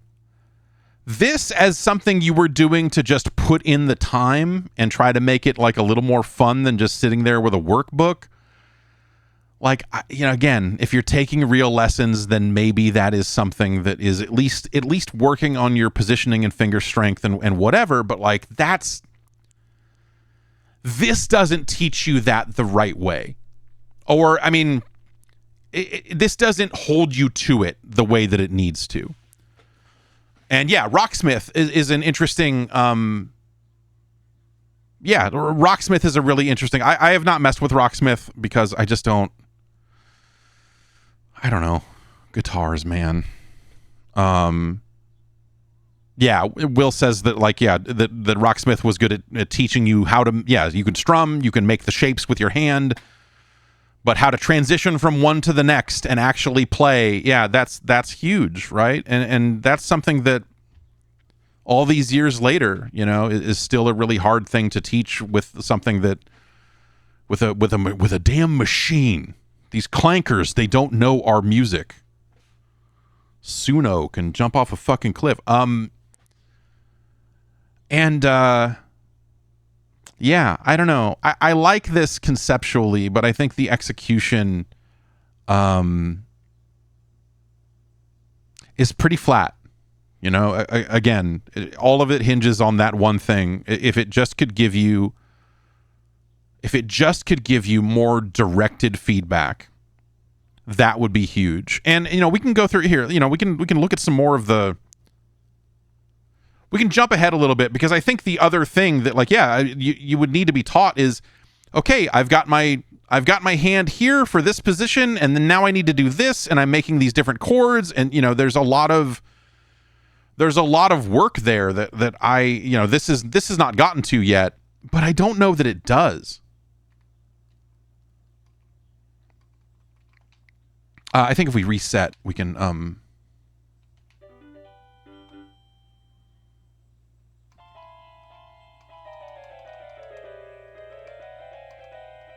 let's see what the second to last lesson is. In this section, you'll go south of the border to learn advanced syncopation, jumps, and chords with La Bamba.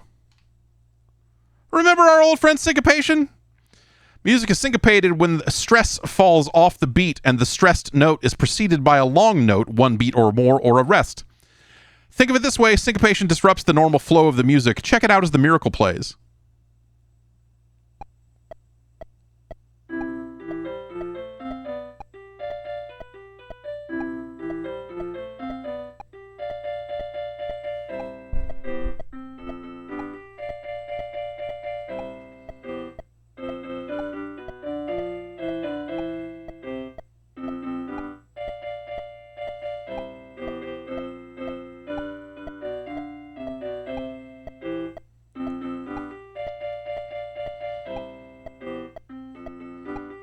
I think the other thing I would say about these performances is that they are intensely rigid, which is maybe the right way to play. But this performance is sucking the absolute soul out of La Bamba.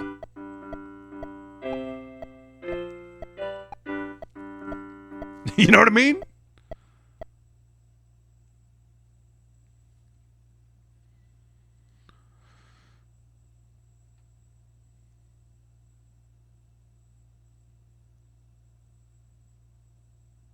Let's try Robo Man here. Do we have to?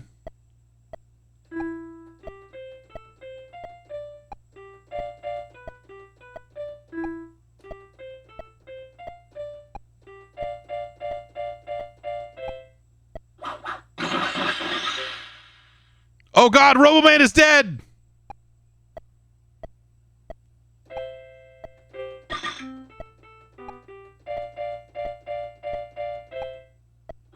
All right, I got to hold that down. I got to hold that one down. I'm looking at the plugs and not the notes.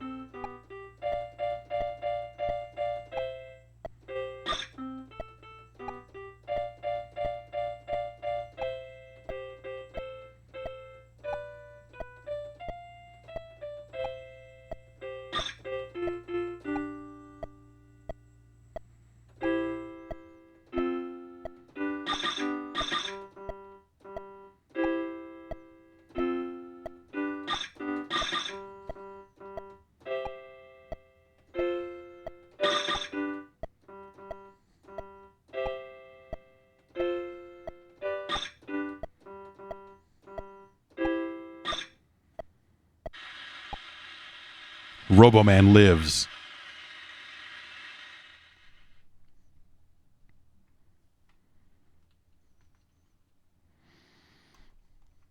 I wish that it also just had a better, well, I guess we can go back to the welcome screen. A better sort of table of contents.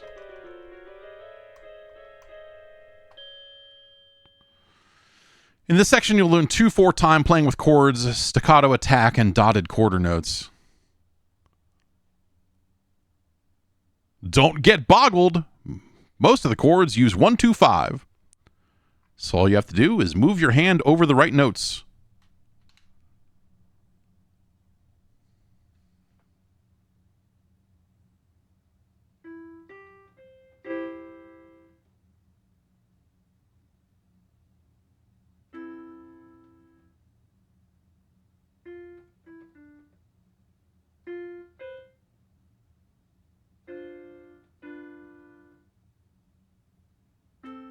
Anyway.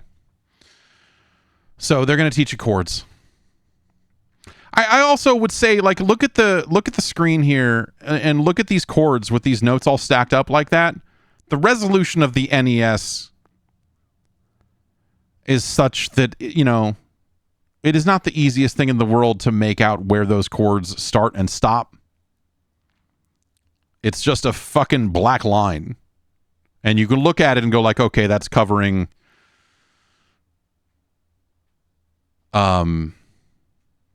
you know, 3 notes there. But yeah, it just, that stuff looks like a smudge. And yes, exactly. It does not leave a lot of room for sharps and flats in there either. You know, just the pure resolution of the NES is maybe not enough to do this. At this size, you know, you can always zoom it up, but then you see even less. And that's a little weird. In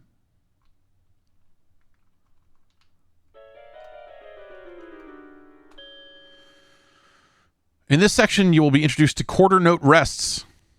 It's time to get back to chopsticks.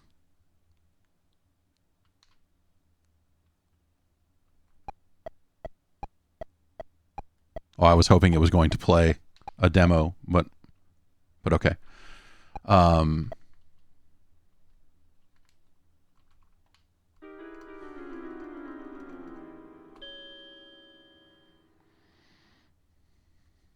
Ostinato rhythm.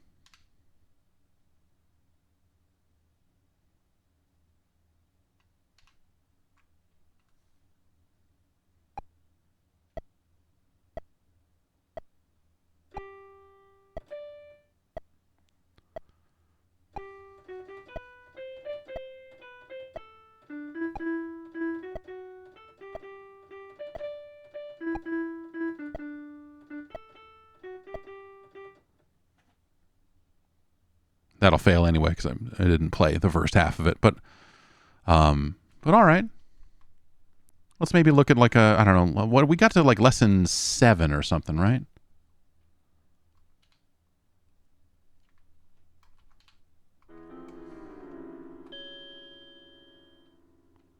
Yeah. Okay. So a lot more to show, a lot more to learn, I suppose. We're not piano experts yet. I don't know. Weird. Let's hit adult and go to like 3. Actually, maybe we should go to 1. So in my experience, I did spend a little bit of time with this just because I had to make sure it worked, right? The adult thing adult did not seem dramatically different.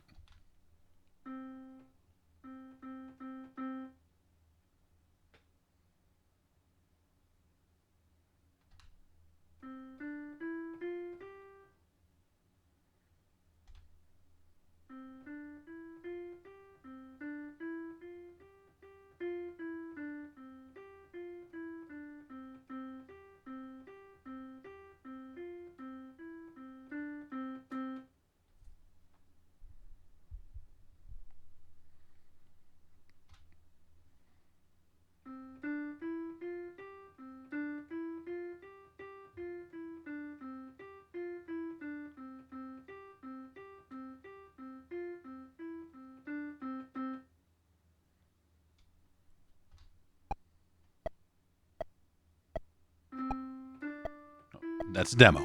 I don't need to play. That's a demo. How does the keyboard feel? The piano itself, the keyboard itself feels okay. It's velocity sensitive, which is maybe I was not expecting that. Not that much range on it. It does also come with a foot pedal, which I don't currently have plugged in. That I imagine would do sustain. I don't actually know.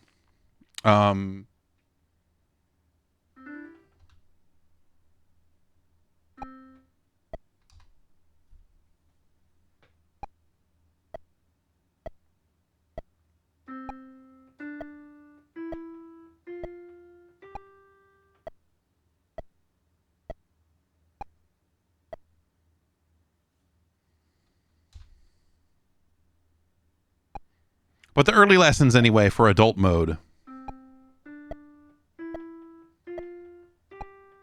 seem identical.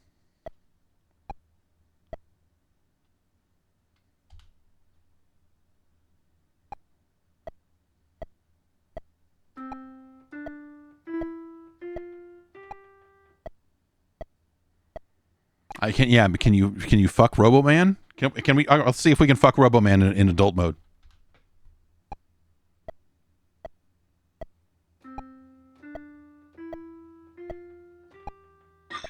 Doesn't seem like it.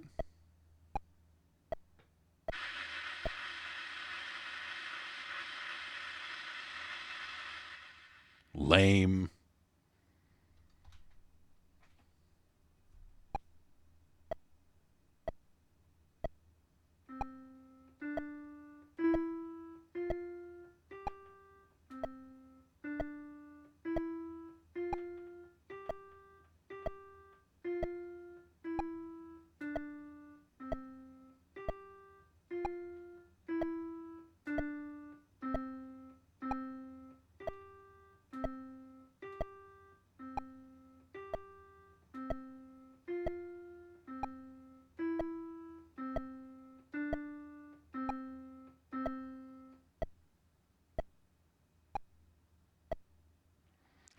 Is this the biggest controller I own that only works for one game? I was going to say the DJ Hero, like with the Renegade Edition stand and all that stuff, is pretty big, but I guess that technically works for 2 games, huh?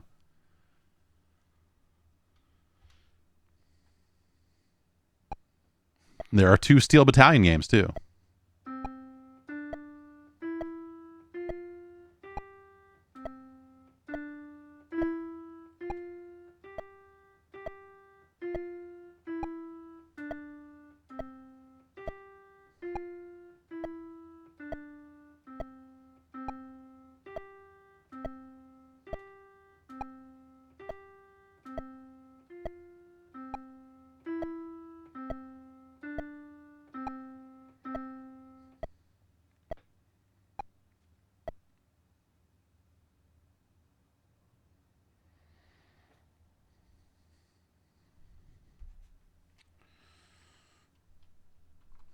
Let's see here.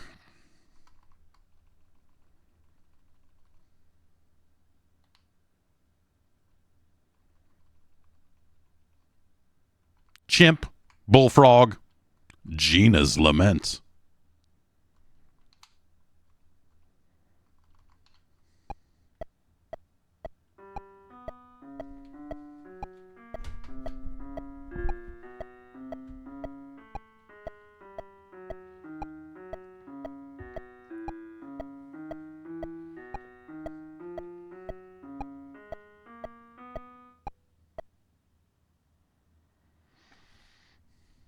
All right.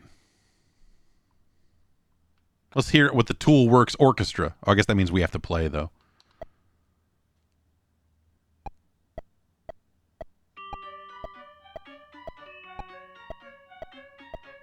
I feel like a lot of the instrumentation with their... Like, the accompaniment always sounds weird to me. Like, they made a lot of choices about when they have you play with the Toolworks Orchestra, and it all sounds like it's disruptive with the pieces that I saw so far.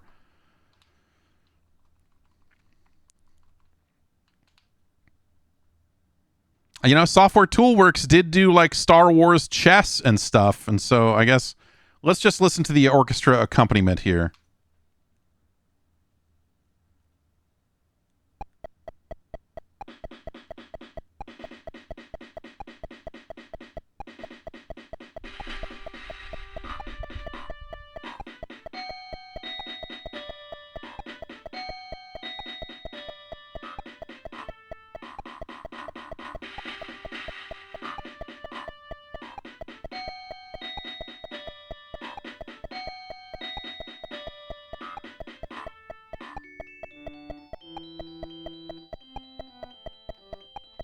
Yeah.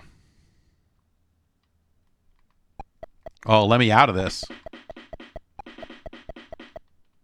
I'll go all the way back to the title screen if I have to.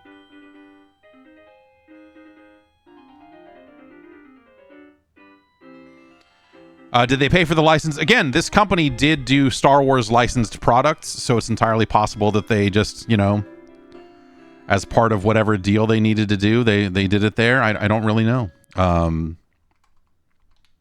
Let's see if there's anything else in the... but yes, we do have some licensed songs in here. Again, your La Bambas.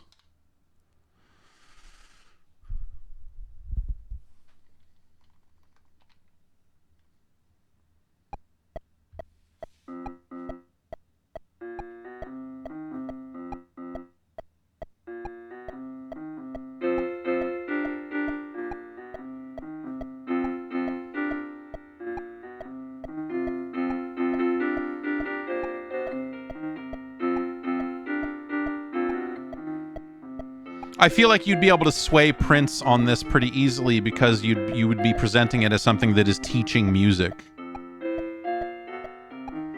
Right?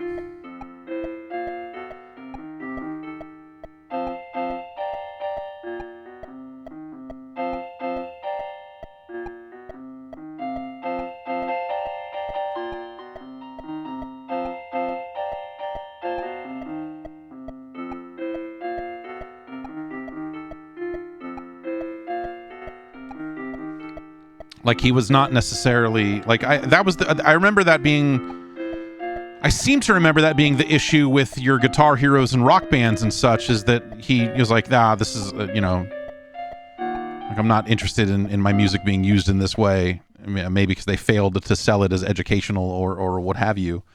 Because I seem to remember that being the issue with getting Prince's music into games like that there was some reluctance because of that, but I couldn't tell you for sure. Maybe he felt burned by this experience and never wanted to do it again. So there you have it. That's the piano with all 6 of its sound effects. So that is, again, you know, if we want to talk about that aspect of this, I think that's another crazy thing here. Is like, you know, this thing is emitting like shitty MIDI sounding applause and a lot of different sound effects that you can't play yourself because the keyboard only has 6 sounds built in, or rather with buttons, you know. You got piano, harpsichord, organ.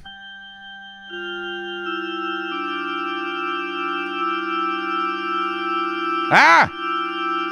Ghosts!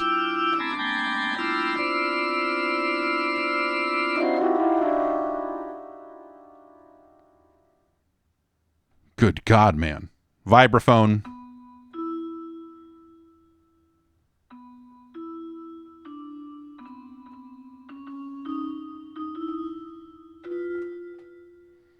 Electric piano.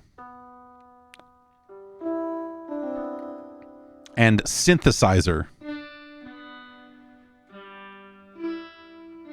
I don't know. That doesn't... Sounds more like a bad sitar.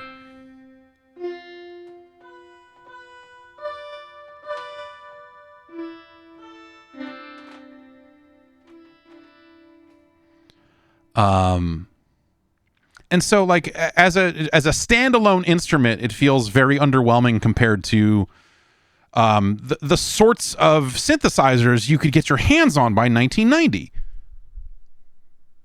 You know, like that's certainly another part of this is like, hey, the keyboard itself is not a great product. And,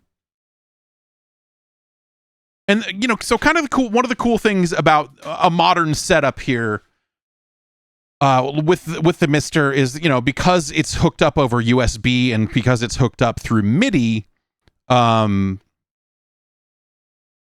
you could, in theory, use a different keyboard than the official one to play this on a Mister. My understanding is that in a lot of cases, you know, like the MIDI mappings are not going to be 1-to-1, and so the Toolworks orchestra might sound fucked up. That was some of the reports I was reading was like, oh yeah, you can do this, but it's not. But the playback is not really correct, or what you want it to be based on the original. And so that's super weird. It is a full MIDI keyboard, which in the 90s was kind of awesome. You know, if you eventually got a PC with a MIDI port on it, you know, you could hook this up and do whatever you could do in the 90s with MIDI devices before a lot of audio software got fucking any good. These were dark times for sure, but it is kind of cool from that perspective, because, you know, there was a lot of weird stuff out there like that.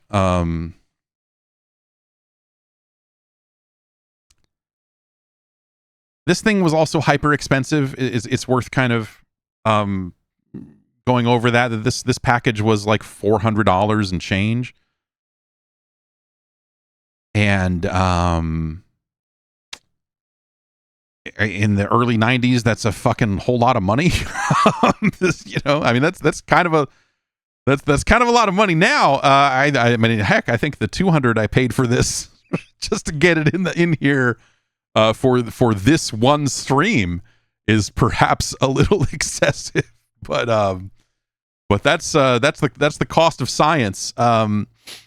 So yeah, I think on that front, you know, like piano lessons were expensive, and so you could almost dupe a parent into going, well, piano lessons are going to cost a friggin' arm and a leg. Why don't we get this video game piano and you could just do that and learn.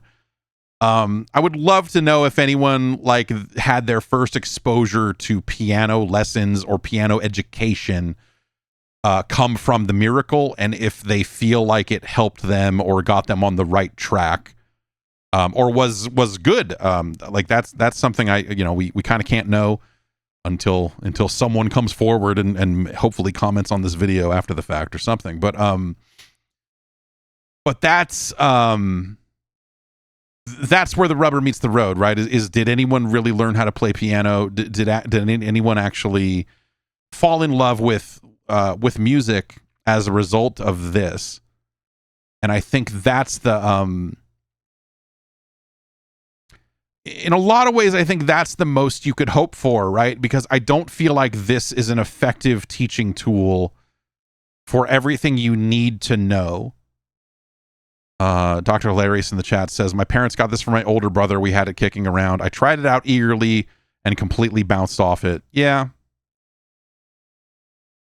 Yeah. I mean, totally. But yes, this cost over twice as much as the NES cost at the time of its release. It's a very expensive unit, which by today's standards for keyboards and synthesizers and all of that stuff is crazy. I mean, there are keyboards that are $200 and $300 that I kind of want to get and hook up to my PC here, because I'd love to find the time to get back into making some music. And so I keep looking at, like, it was, some of the stuff that, like, I don't know, Novation or just, I don't know, some of these other companies that are out there making shit. And I always think about getting one, but I don't really need one.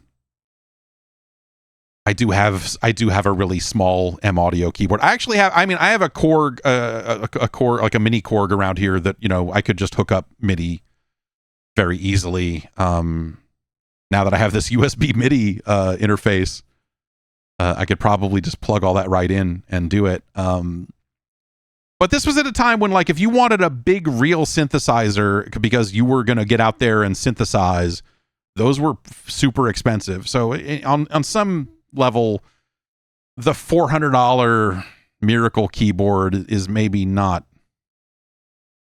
a massive expenditure. And if you were taking piano lessons elsewhere and didn't have a piano at home, this is a keyboard of significant size. It's not a fucking SK1. I mean, that was my first synthesizer, was the classic Casio SK1, which didn't teach me anything about making music, but you could sure make fart noises into its sampler and then play that back, which is, I don't know. I think that actually leaves you better prepared for making music in today's world. The fart keyboard than, an actual MIDI synthesizer. But yeah, I don't know. I took guitar lessons for a while, and so and I and through junior high and into high school, through 5th grade through junior high, and then in high school is where I lost it because the teacher was a fucking dick. That is where I lost that is where I stopped playing sax. I played clarinet. I tried trumpet for a few weeks and just could not get any noise to come out of it. My lips could not, I just couldn't make noise on a fucking trumpet. Probably still can't. And so I switched to clarinet, played clarinet in 5th grade, and I think 6th grade. And then in junior high, switched to an alto sax. And then in junior high, they had an after-school jazz band, and so we learned all about scales and, like, stuff that they were not teaching you in the band class in 7th and 8th grade. The teacher would, we would stay after school a couple days a week. Actually, I would stay after school every day and just hang out in the band room. He only did jazz band one day a week, but we were just in there fucking around every day because, I think because my mom, it was easier for my mom to come get me later in the day than when school actually got out. So we would hang out in the band room. And and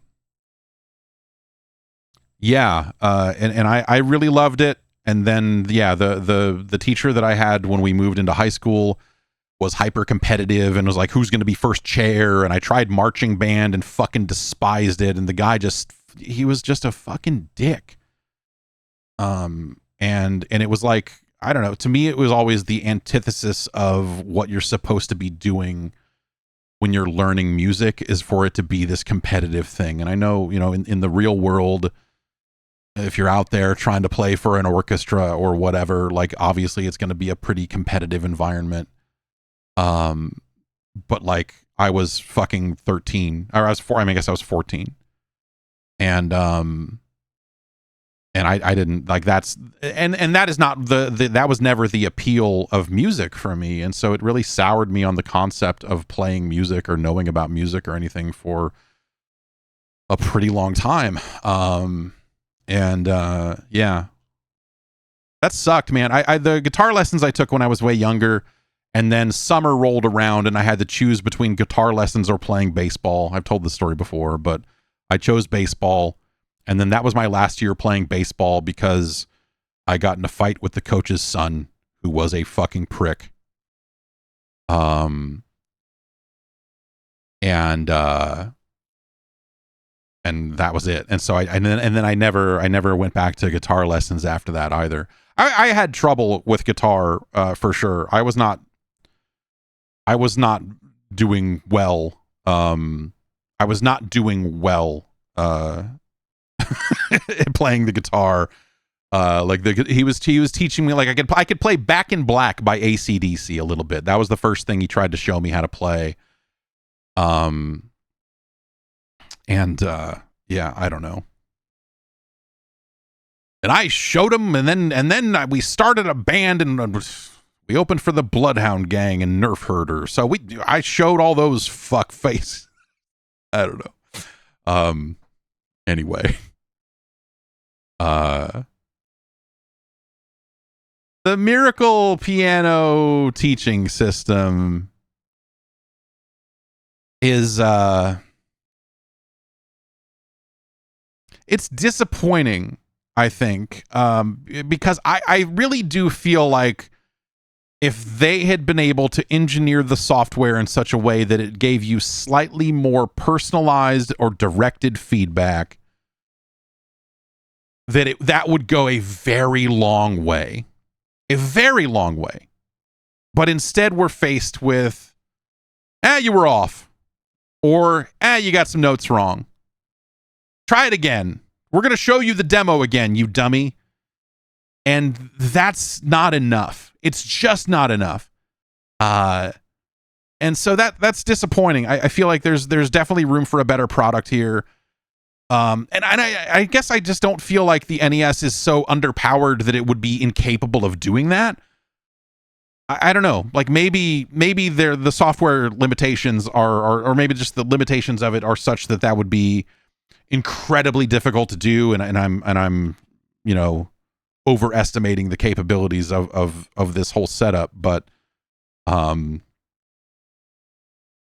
it really feels like they should have done more with it. And I think that's, ultimately that's the most unfortunate part.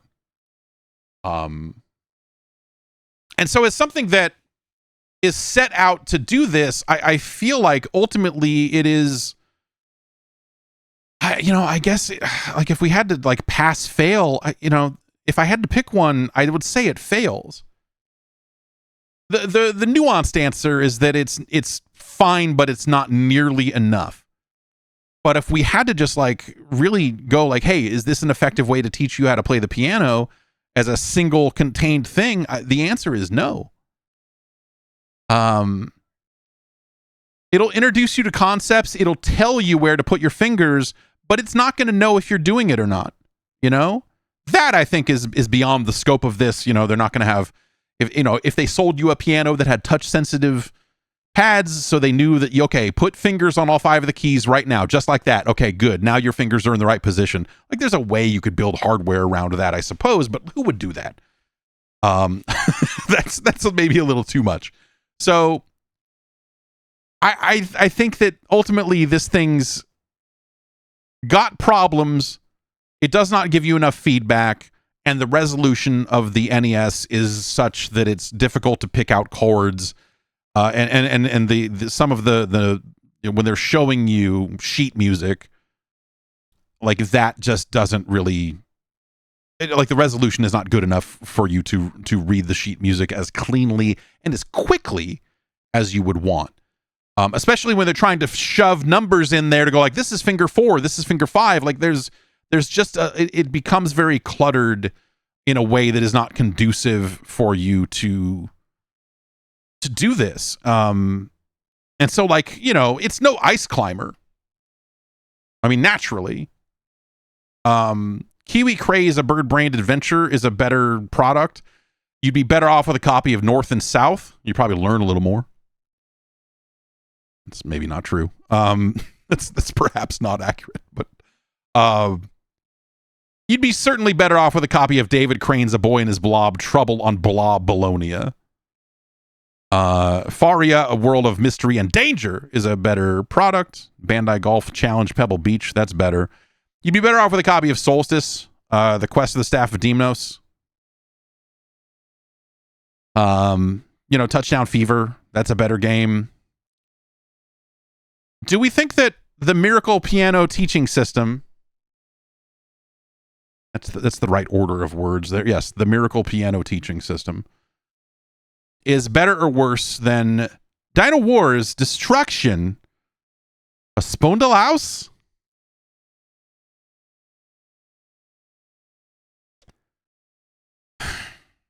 I feel like, we learned a lot about the Dino Wars in that game, and so, I think that goes a long way. I think that really does go a long way. There's not a lot of rhythmic play in Dino Wars Destruction of Spondylus, but it's better in other ways. I think that is better than the Miracle Piano Teaching System. High Speed's a better game.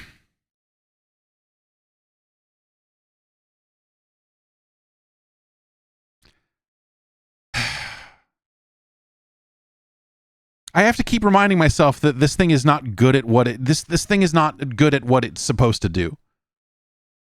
That's the hard part. Like, it's tempting. Like, this seems like an okay zone for the Miracle Piano Teaching System, but ultimately, the Miracle Piano Teaching System does not get the job done.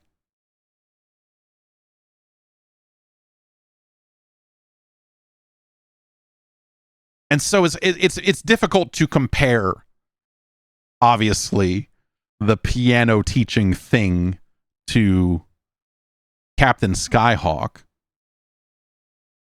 But you would be better off with a copy of Captain Skyhawk.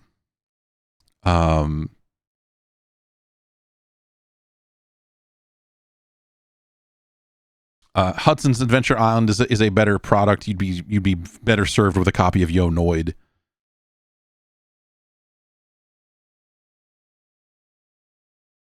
As far as learning things and education goes, I feel like the educational potential of the Miracle is better than Jeopardy, but the rest of it, again, kind of falls short. You'd be better off with a copy of Ikari Warriors 2 Victory Road. I mean, just the audio coming out of your television is better than the metronome. If the Miracle Piano Teaching System had a guy come out and say, "Come on, let's play piano" at the beginning, that would be awesome. But it doesn't. That's a failing, I think, in this particular case. But this is feeling like the right type of area here. World Class Track Meet is better.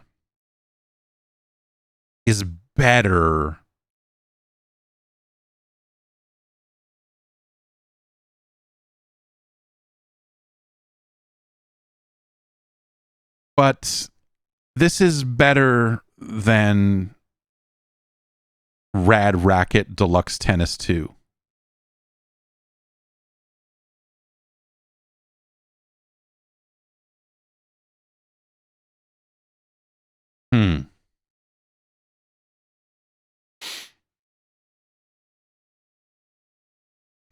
So in that range here, I think Miracle is better than Wizardry Knight of Diamonds, the second scenario.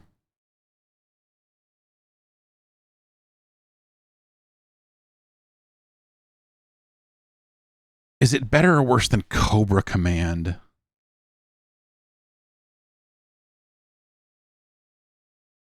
It's no World Class Track Meet.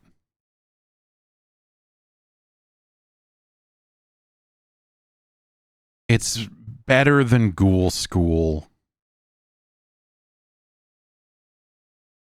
It's better than Big Nose Freaks Out. It's better than The Rocketeer.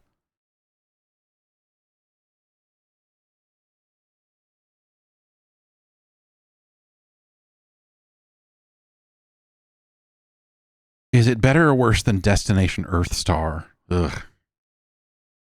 What a weird... what a weird thing to have to figure out.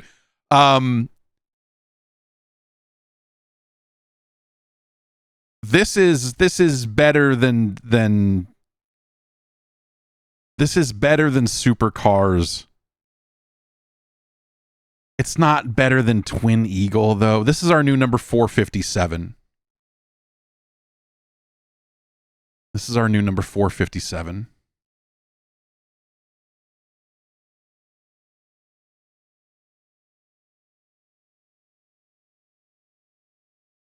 Okay.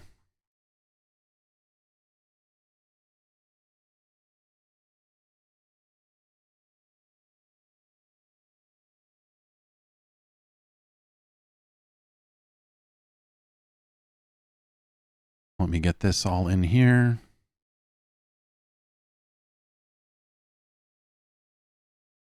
There you have it. Okay. Moving on.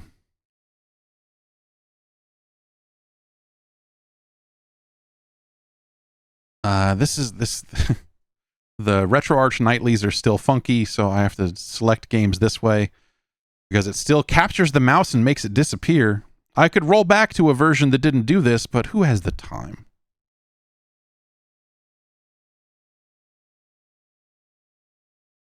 It's time for the Chessmaster, a double shot of Software Toolworks.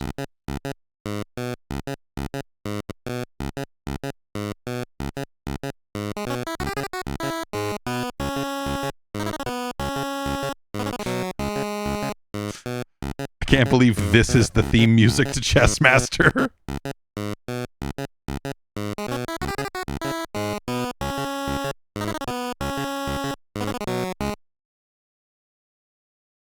All right. All right, chess. Oh, we get it during the game, too. That's nice.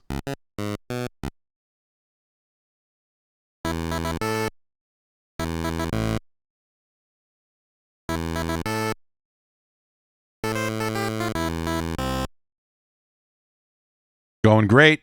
I like that it has different sound effects for or different little fanfares for each side. Okay, so we hit the B button, we can roll back. I think that achievement warning we got is probably it saying, "Hey, you're fucking up your ability to get achievements here." So yeah, if we hit B, we can go into like forward and back. We can roll the moves forward and back. That's kind of nice. Like if you Oh, but if you come out of that, then that's where reality begins. It's just like Forza that way.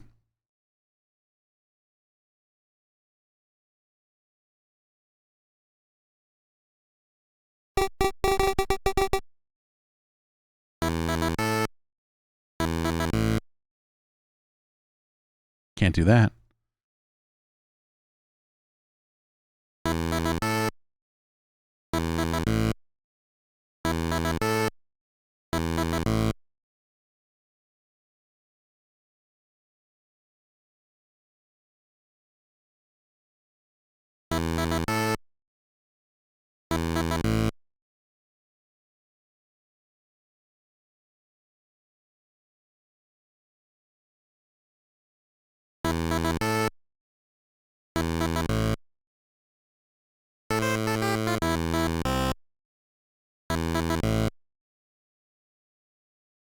Nope, can't do that. They'll take me down. Oh,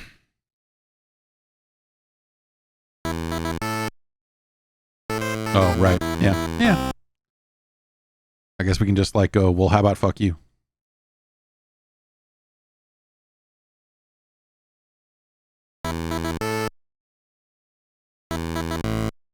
What is that? Is that castling? Is that what that is called when you move the king over and swap its position with the rook? Advanced techniques.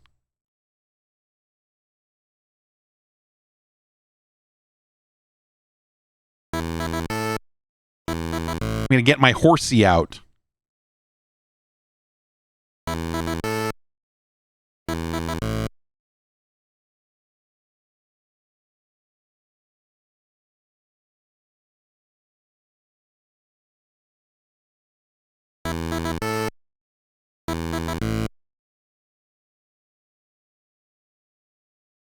Really not leaving me a lot of options here for like this pawns and bishop thing they got going is devious. But I guess if I move there, the horsey will take me. Horsey, take me. If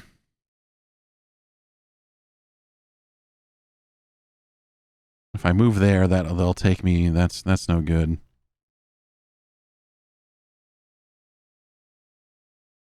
Let's take this other bishop out.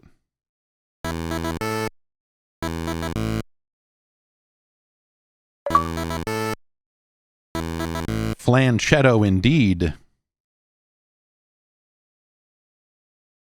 It's trading a bishop for a pawn. That's not a good move. That's a bad move. That's what they call that.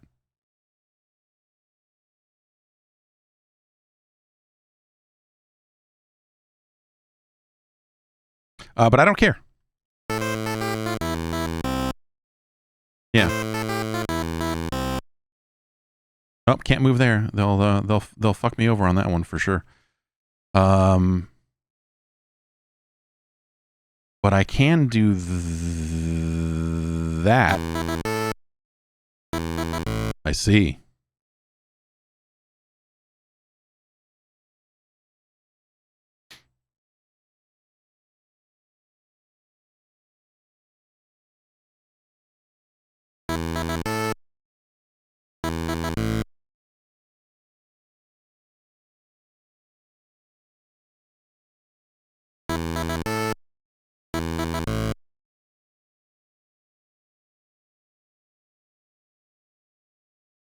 Let's get messy. I'm not here to play chess well. I'm here to see this thing.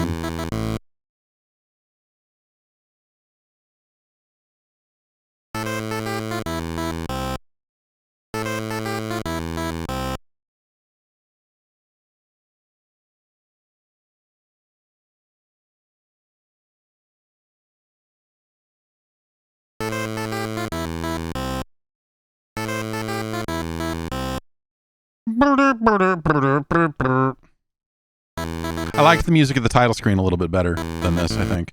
I didn't really see any options also, which is kind of weird.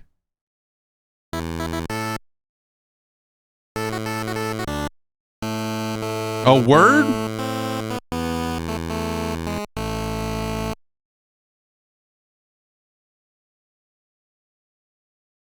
How?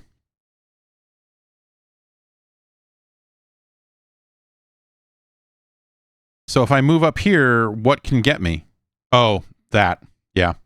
Rook's there. Yeah. All right. Chess. Oh, it's a very computery looking menu. Chessmaster plays self.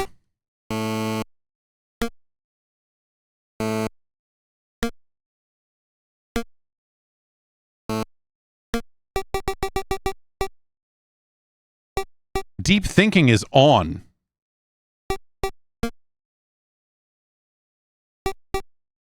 The view is chessboard. No, we want war room.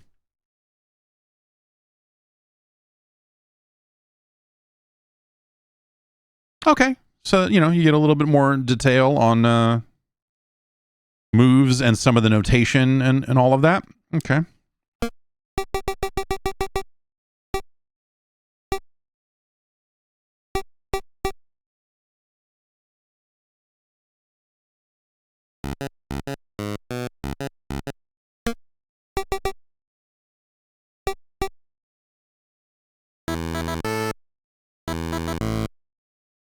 Yeah, it's pretty fast when you think about how long some other chess games took to move.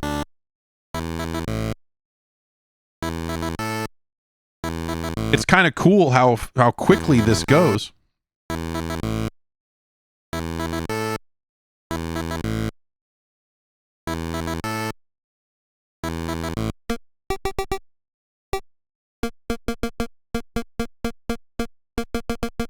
Infinite.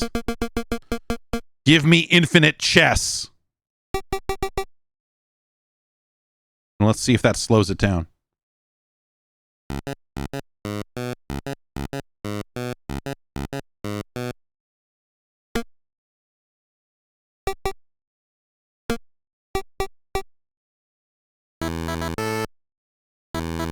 still pretty fast.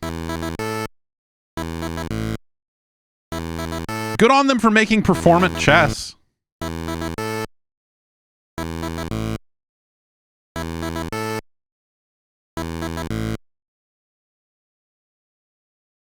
Oh, here we go.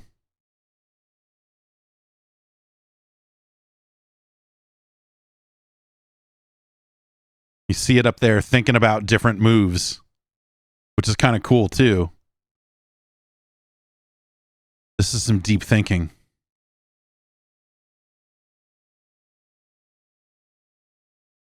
Yeah, fucking put a cold towel on your NES. Cool it down, man. It's chessing too hard. I heard that Saddam Hussein had 40 NESs in a bunker somewhere and they're going to use it to launch missiles.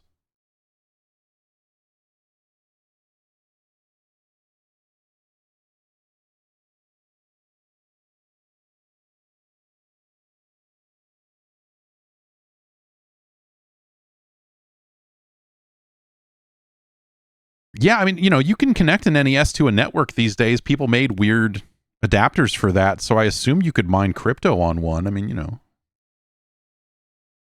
I'm sure that's a very cost-effective. Okay, so what is our option here? Force Chessmaster to move. So you can just say, hey, I'm tired of waiting. Take the best move you got.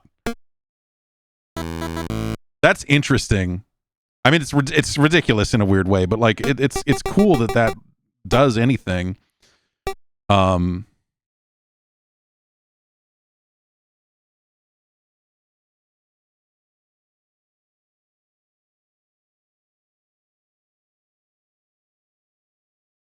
this really does bog down, doesn't it?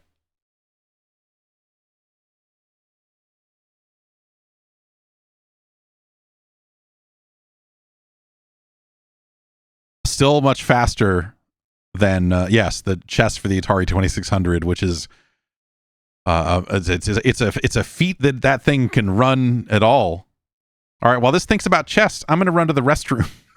I'm going to take care of that. I'll be back in a flash. Yell at me if they checkmate it. Come back.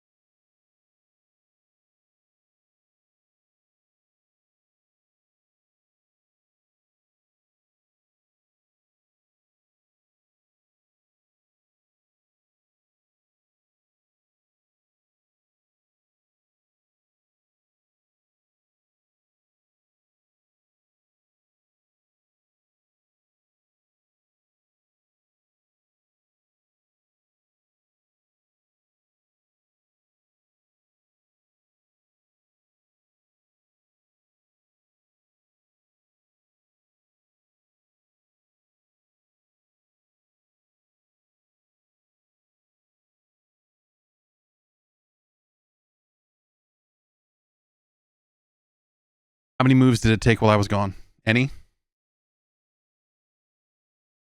0. Awesome. That's so cool. Really taxing the NES. Like, no, just go, dude. You thought C2 to C4 was going to be the best move, just go. That's pretty neat. That's Chessmaster.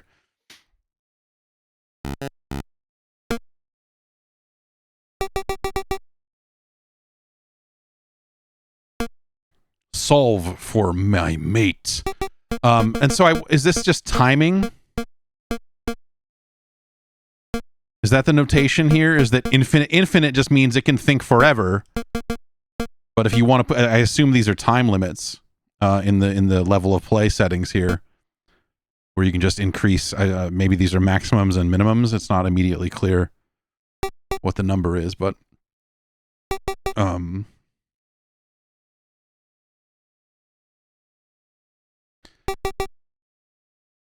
we get the song when we start a new game. We get the song.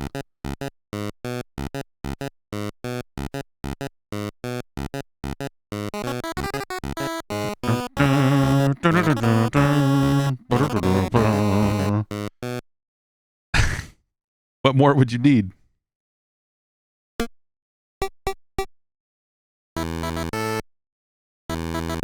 I like that it has its openings and it moves pretty quickly, and then once the board gets a little more complicated is when it starts going, wait a minute.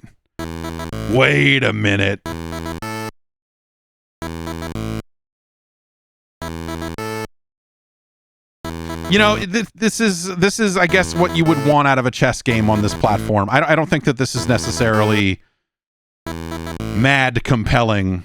Okay, so the numbers are a certain number of moves in a certain number of minutes. Level 1 is 60 moves in 5 minutes. Level 7 is 30 moves in 45 minutes.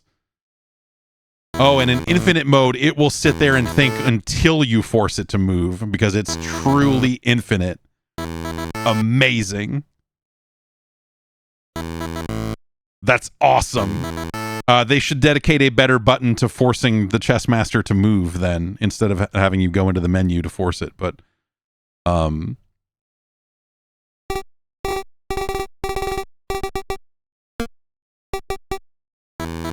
okay.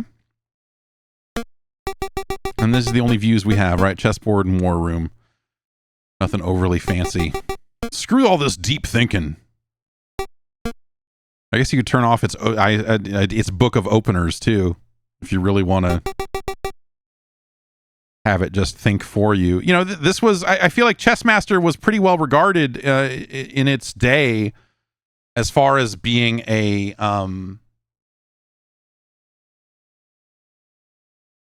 chess simulation from that era. You know, it's not necessarily the deepest or best chess simulation in the world. And it probably was not at the time, but I feel like there was a time when Chessmaster was a relatively well-respected product on computers. You know, the NES version maybe is a little bit slower. Well, I don't know. Chessmaster has a long history, and so I'm sure there were versions that ran on devices that are less powerful than this one. And so, yeah, I don't know. Like a chess AI running on an NES is a feat unto itself, and I think that's kind of cool. Deep thinking will... Okay, so deep thinking means it will think while you are planning your move. It will think ahead about what to do next. That makes sense. That's cool. This thing's cool, man. It's nice that they took it seriously.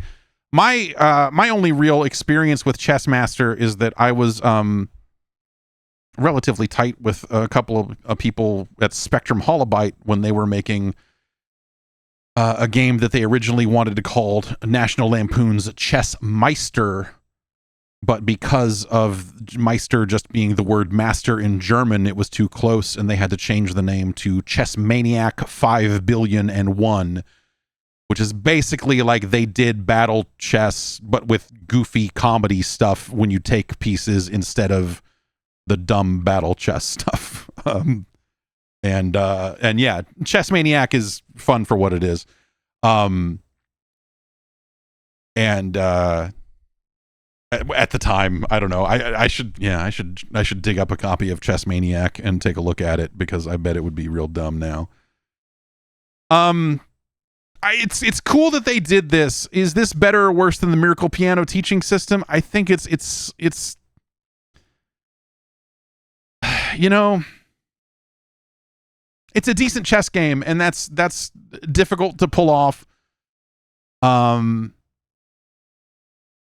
And it's certainly better than any of the other chess. I mean, it's definitely better than battle chess. Is that really the only other? I guess that's the only other chess we've looked at, right? So it's significantly better than battle chess. As far as these types of board games, board/parlor, they did a decent job in putting this on the platform. The controls are a little cumbersome because you have to go into that menu every time you want to force the Chessmaster to move and what have you. I think that there's aspects of the controls and just interface stuff that could have been a little bit better. I would have actually gone for... So you already have kind of a mouse-like icon on screen a lot of the time. And so I think what could have been cool there is if there was a third view that was like the war room, that you had a shrunken chessboard, but they could have put some of the other interface options around the edges, like force Chessmaster to move. If that had just been a button on that screen, I think that would have been nice if you want to play at that level, which I guess maybe most people don't want to play at that level anyway. I mean, I'll get smoked at computer chess on the lowest setting, so maybe that's... But also, I don't know. Like, even when I was playing a fair amount of chess, I was never great at chess. I learned the basic rules of chess as a kid, and was never really sure what en passant did, and only had a rough understanding of what castling might be, because none of the kids ever used any of that. So we just played some regular-ass chess. I joined the Chess and Games Club in high school one year because I didn't have my driver's license yet, so I couldn't leave campus. And they had chocolate milk for sale over there at lunchtime, and so it was a much shorter line to get the chocolate milk there, but you had to pretend to care about the Chess and Games Club. And so that's how I ended up playing Dungeons and Dragons, is because I just wanted a shorter line to get chocolate milk. And I had a couple of friends that were doing that. So, I don't know. We played a little D&D. That's how I have a Car Wars set over here that I can see from here. I can see the box for Car Wars. Car Wars was great. Car Wars was great. Like, this is better than the NES version of Monopoly, but not by much. Because Monopoly, at least, Monopoly allows for a lot of rules and stuff. It's really just kind of underwhelming to play on the platform, and I think Chessmaster is in a similar boat. Where, this has the features. This is a standard version of chess. This is what you would want. That's maybe a little underwhelming in this context, but it's cool that they did it. Zabrin says that I strike him as a paladin guy. You're 100% right. You are 100% right. The idea of, I can be like a warrior, but also I can maybe cast some spells. That was a compelling, okay. I can maybe do some stuff. So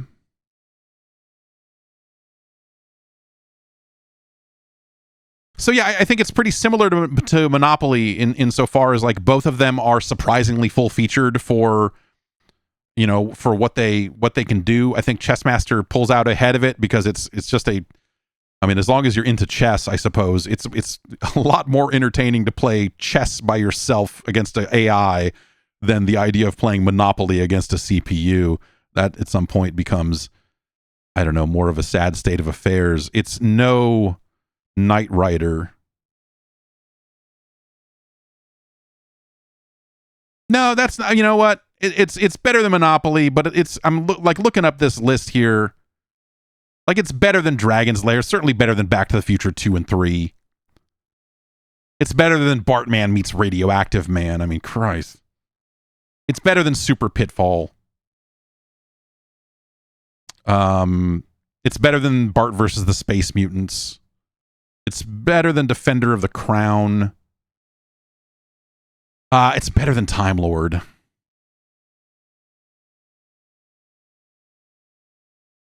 It's better than Time Lord. It is not better.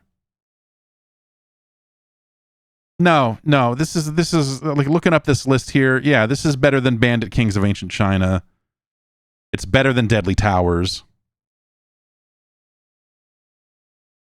It's better than Firehouse Rescue. It's better than Bart versus the World. It's better than Rock and Ball. It's better than Mario is Missing. It's not better than Akari 3 The Rescue. The chess of action games, some people call that. No one calls it that. It's better than Pugsley's Scavenger Hunt, a game I still think about playing from time to time. It's better than Trouble in Wacky Land. Oh, it's better than Trouble in Wacky Land. It's better than the Jetsons Cogswell's Caper. It's our new number 527.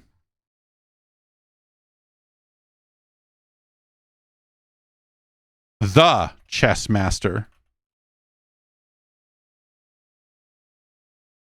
All right. Let's see here. I suppose it's fitting that we saved such an important game for last here. For all the works that this studio and these people have produced, I suppose it's only fitting that we end with your boy, Garry Kitchen, and his battle tanks.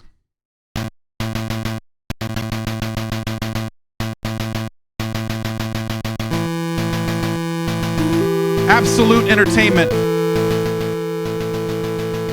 Look at all these tanks.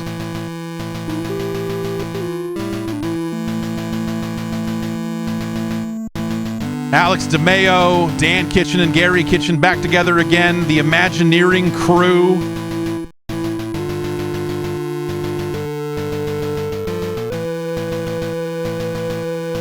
Some good looking tanks. All right, NATO Command.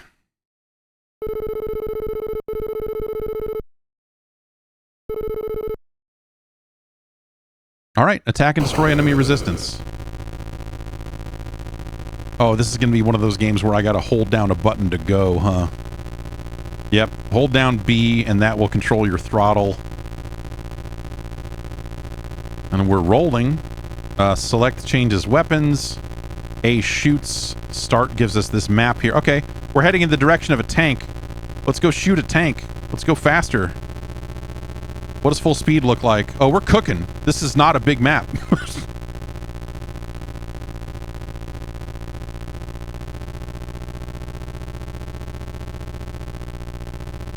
Wrong button. Okay, all right, we're right there. Slow down. Someone's shooting at us. I don't know. Okay, they just popped up. Oh, here they're coming.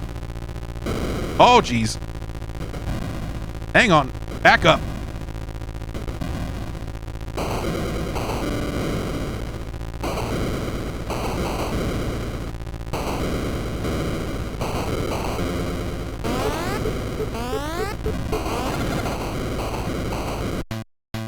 That has all of the, like, the sound and screen flicker of an Atari 2600 game. That's the thing we've said a lot about.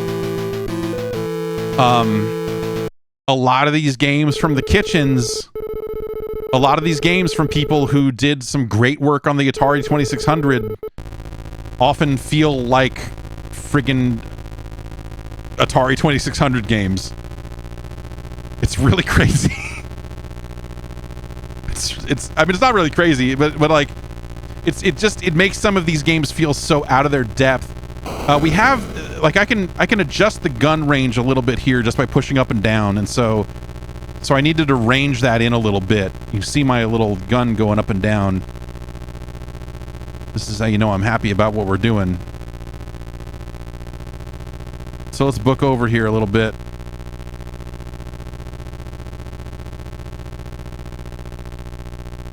Animation on the tread's pretty good.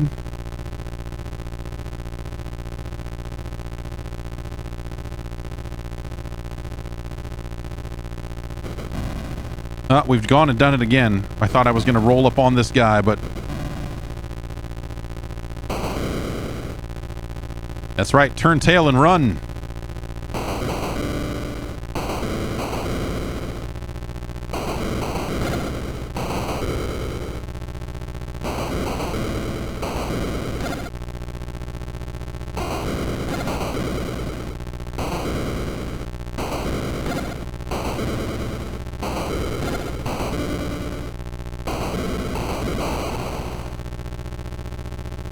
Get effed.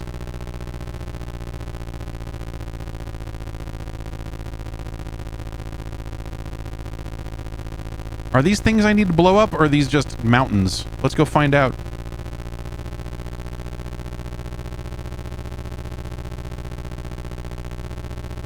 Yeah, we battled the heck out of that tank.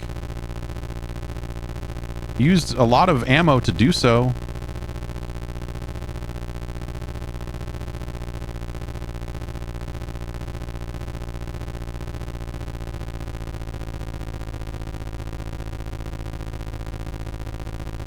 Is there anything to see out here?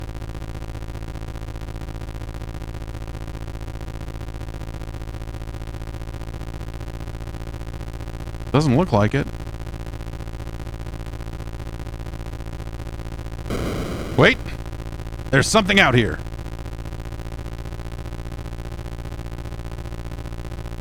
Oh, these are mines. These are mines. We found a minefield. Okay, great.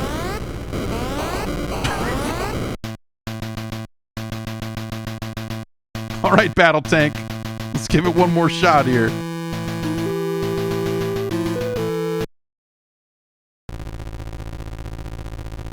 Three tanks.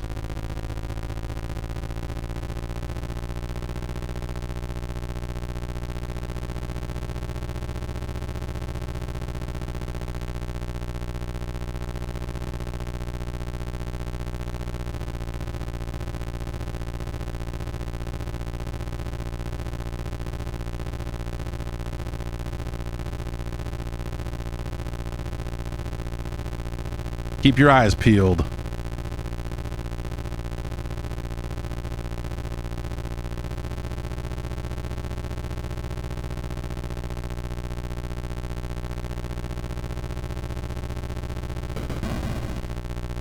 I think we passed it. Oh no, here it is.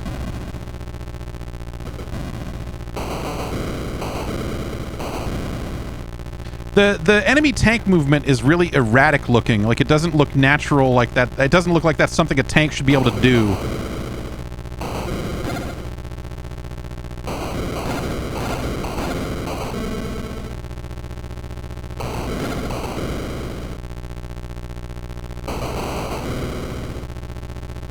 Okay.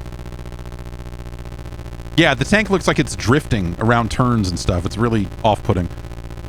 Okay, we need to not go through this minefield.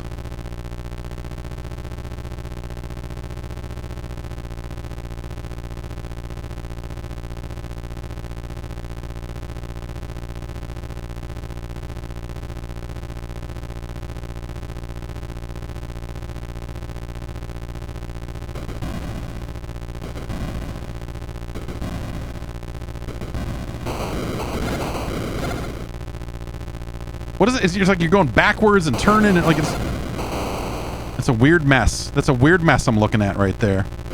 And then this other guy's right here. Okay. Oh.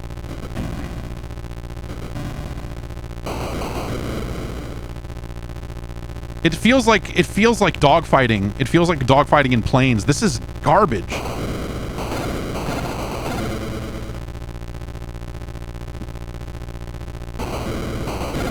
But the speed that they come up on you and the maneuverability of these tanks feels wrong.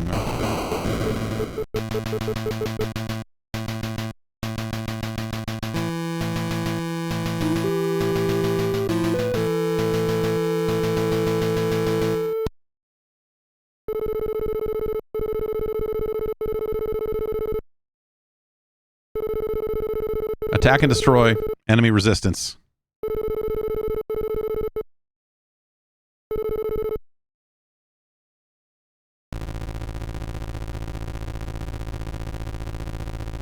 I'm going to go straight up to that fuel tank and get a look at it here.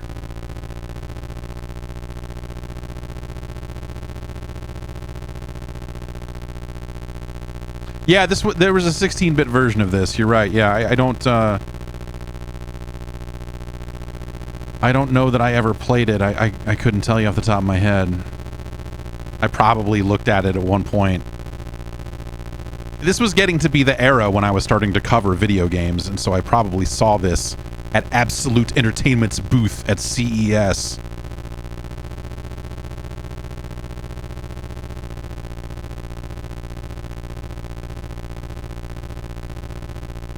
Okay, we want to dodge the minefield. Nope. Ah.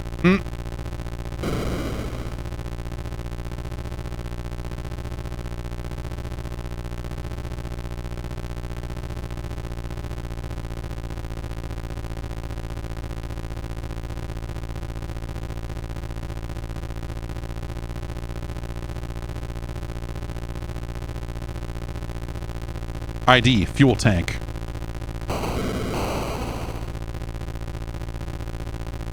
That's it. That's it? I thought there would at least be like multiple fuel tanks. So then we go and we blow up the rest of these tanks and then we win. We also have guns. Let's see if our guns are at all effective here.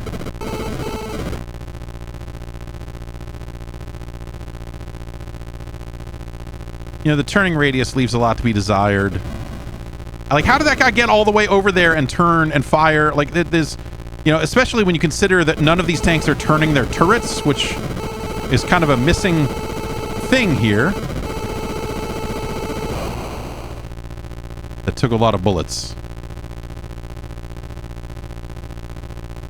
But yeah, there doesn't seem to be, you know, because that's map, that changes weapons. I can't hold select and turn the turret, so it doesn't look like you have independent turret control, which is, you know, which turns this into a very silly game. Yeah, let's pop smoke. Yeah, that was ugly.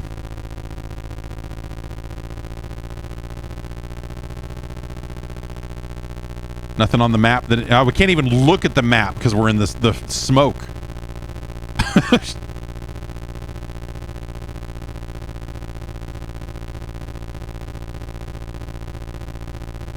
And it looks like the smoke has already dissipated. So we can't, like, drive back into it either. Yeah, I do not want this smoke. That's true. Alright, battle tank.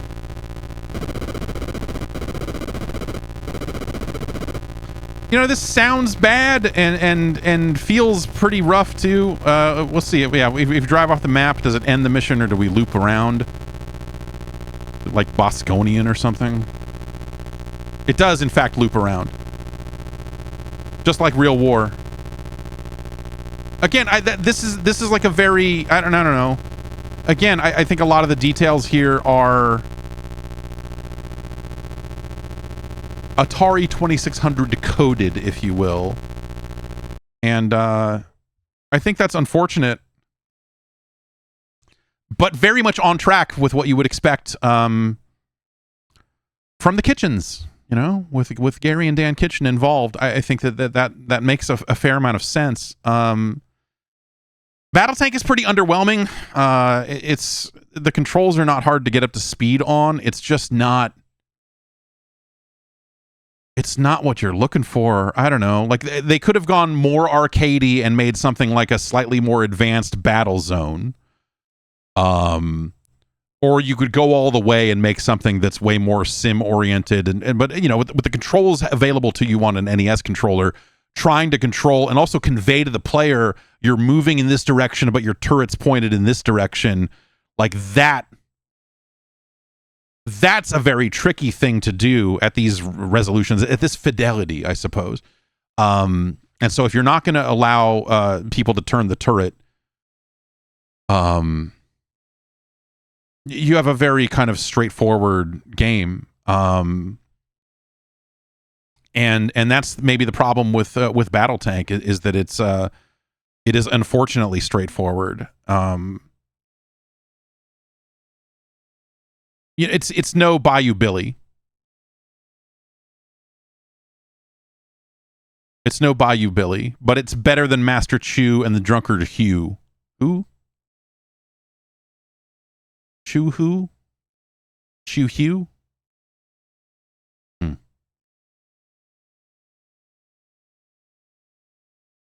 It's no Heavy Shreddin'. It's not as purely broken as Super Pitfall. To compare it to some of the other work, Bart versus the Space Mutants is a better game here. I'm always reluctant to want to say a game is better than Bart versus the Space Mutants, but I suppose here we are. It is no The Black Bass USA. Snoopy's Silly Sports Spectacular is a better game. Championship Bowling's a better game. Terminator 2 is a better game, but this is better than Ghostbusters. This is our new number 624. And there you have it.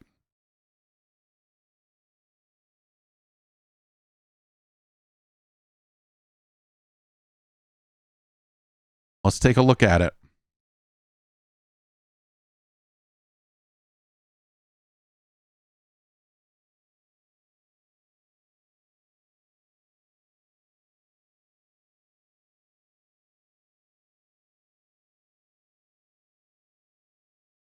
And there it is. 750 games. The old NES. It's been quite a run here. I can't believe we made it to the end. It's been really crazy to do this with you for the last 3 years. I can just you can go over to 8bitnintendo.science and look at the full list. And I guess, hey, the remaining list is going to be empty. There's a link at the bottom that says see the remaining games, and you click on that, and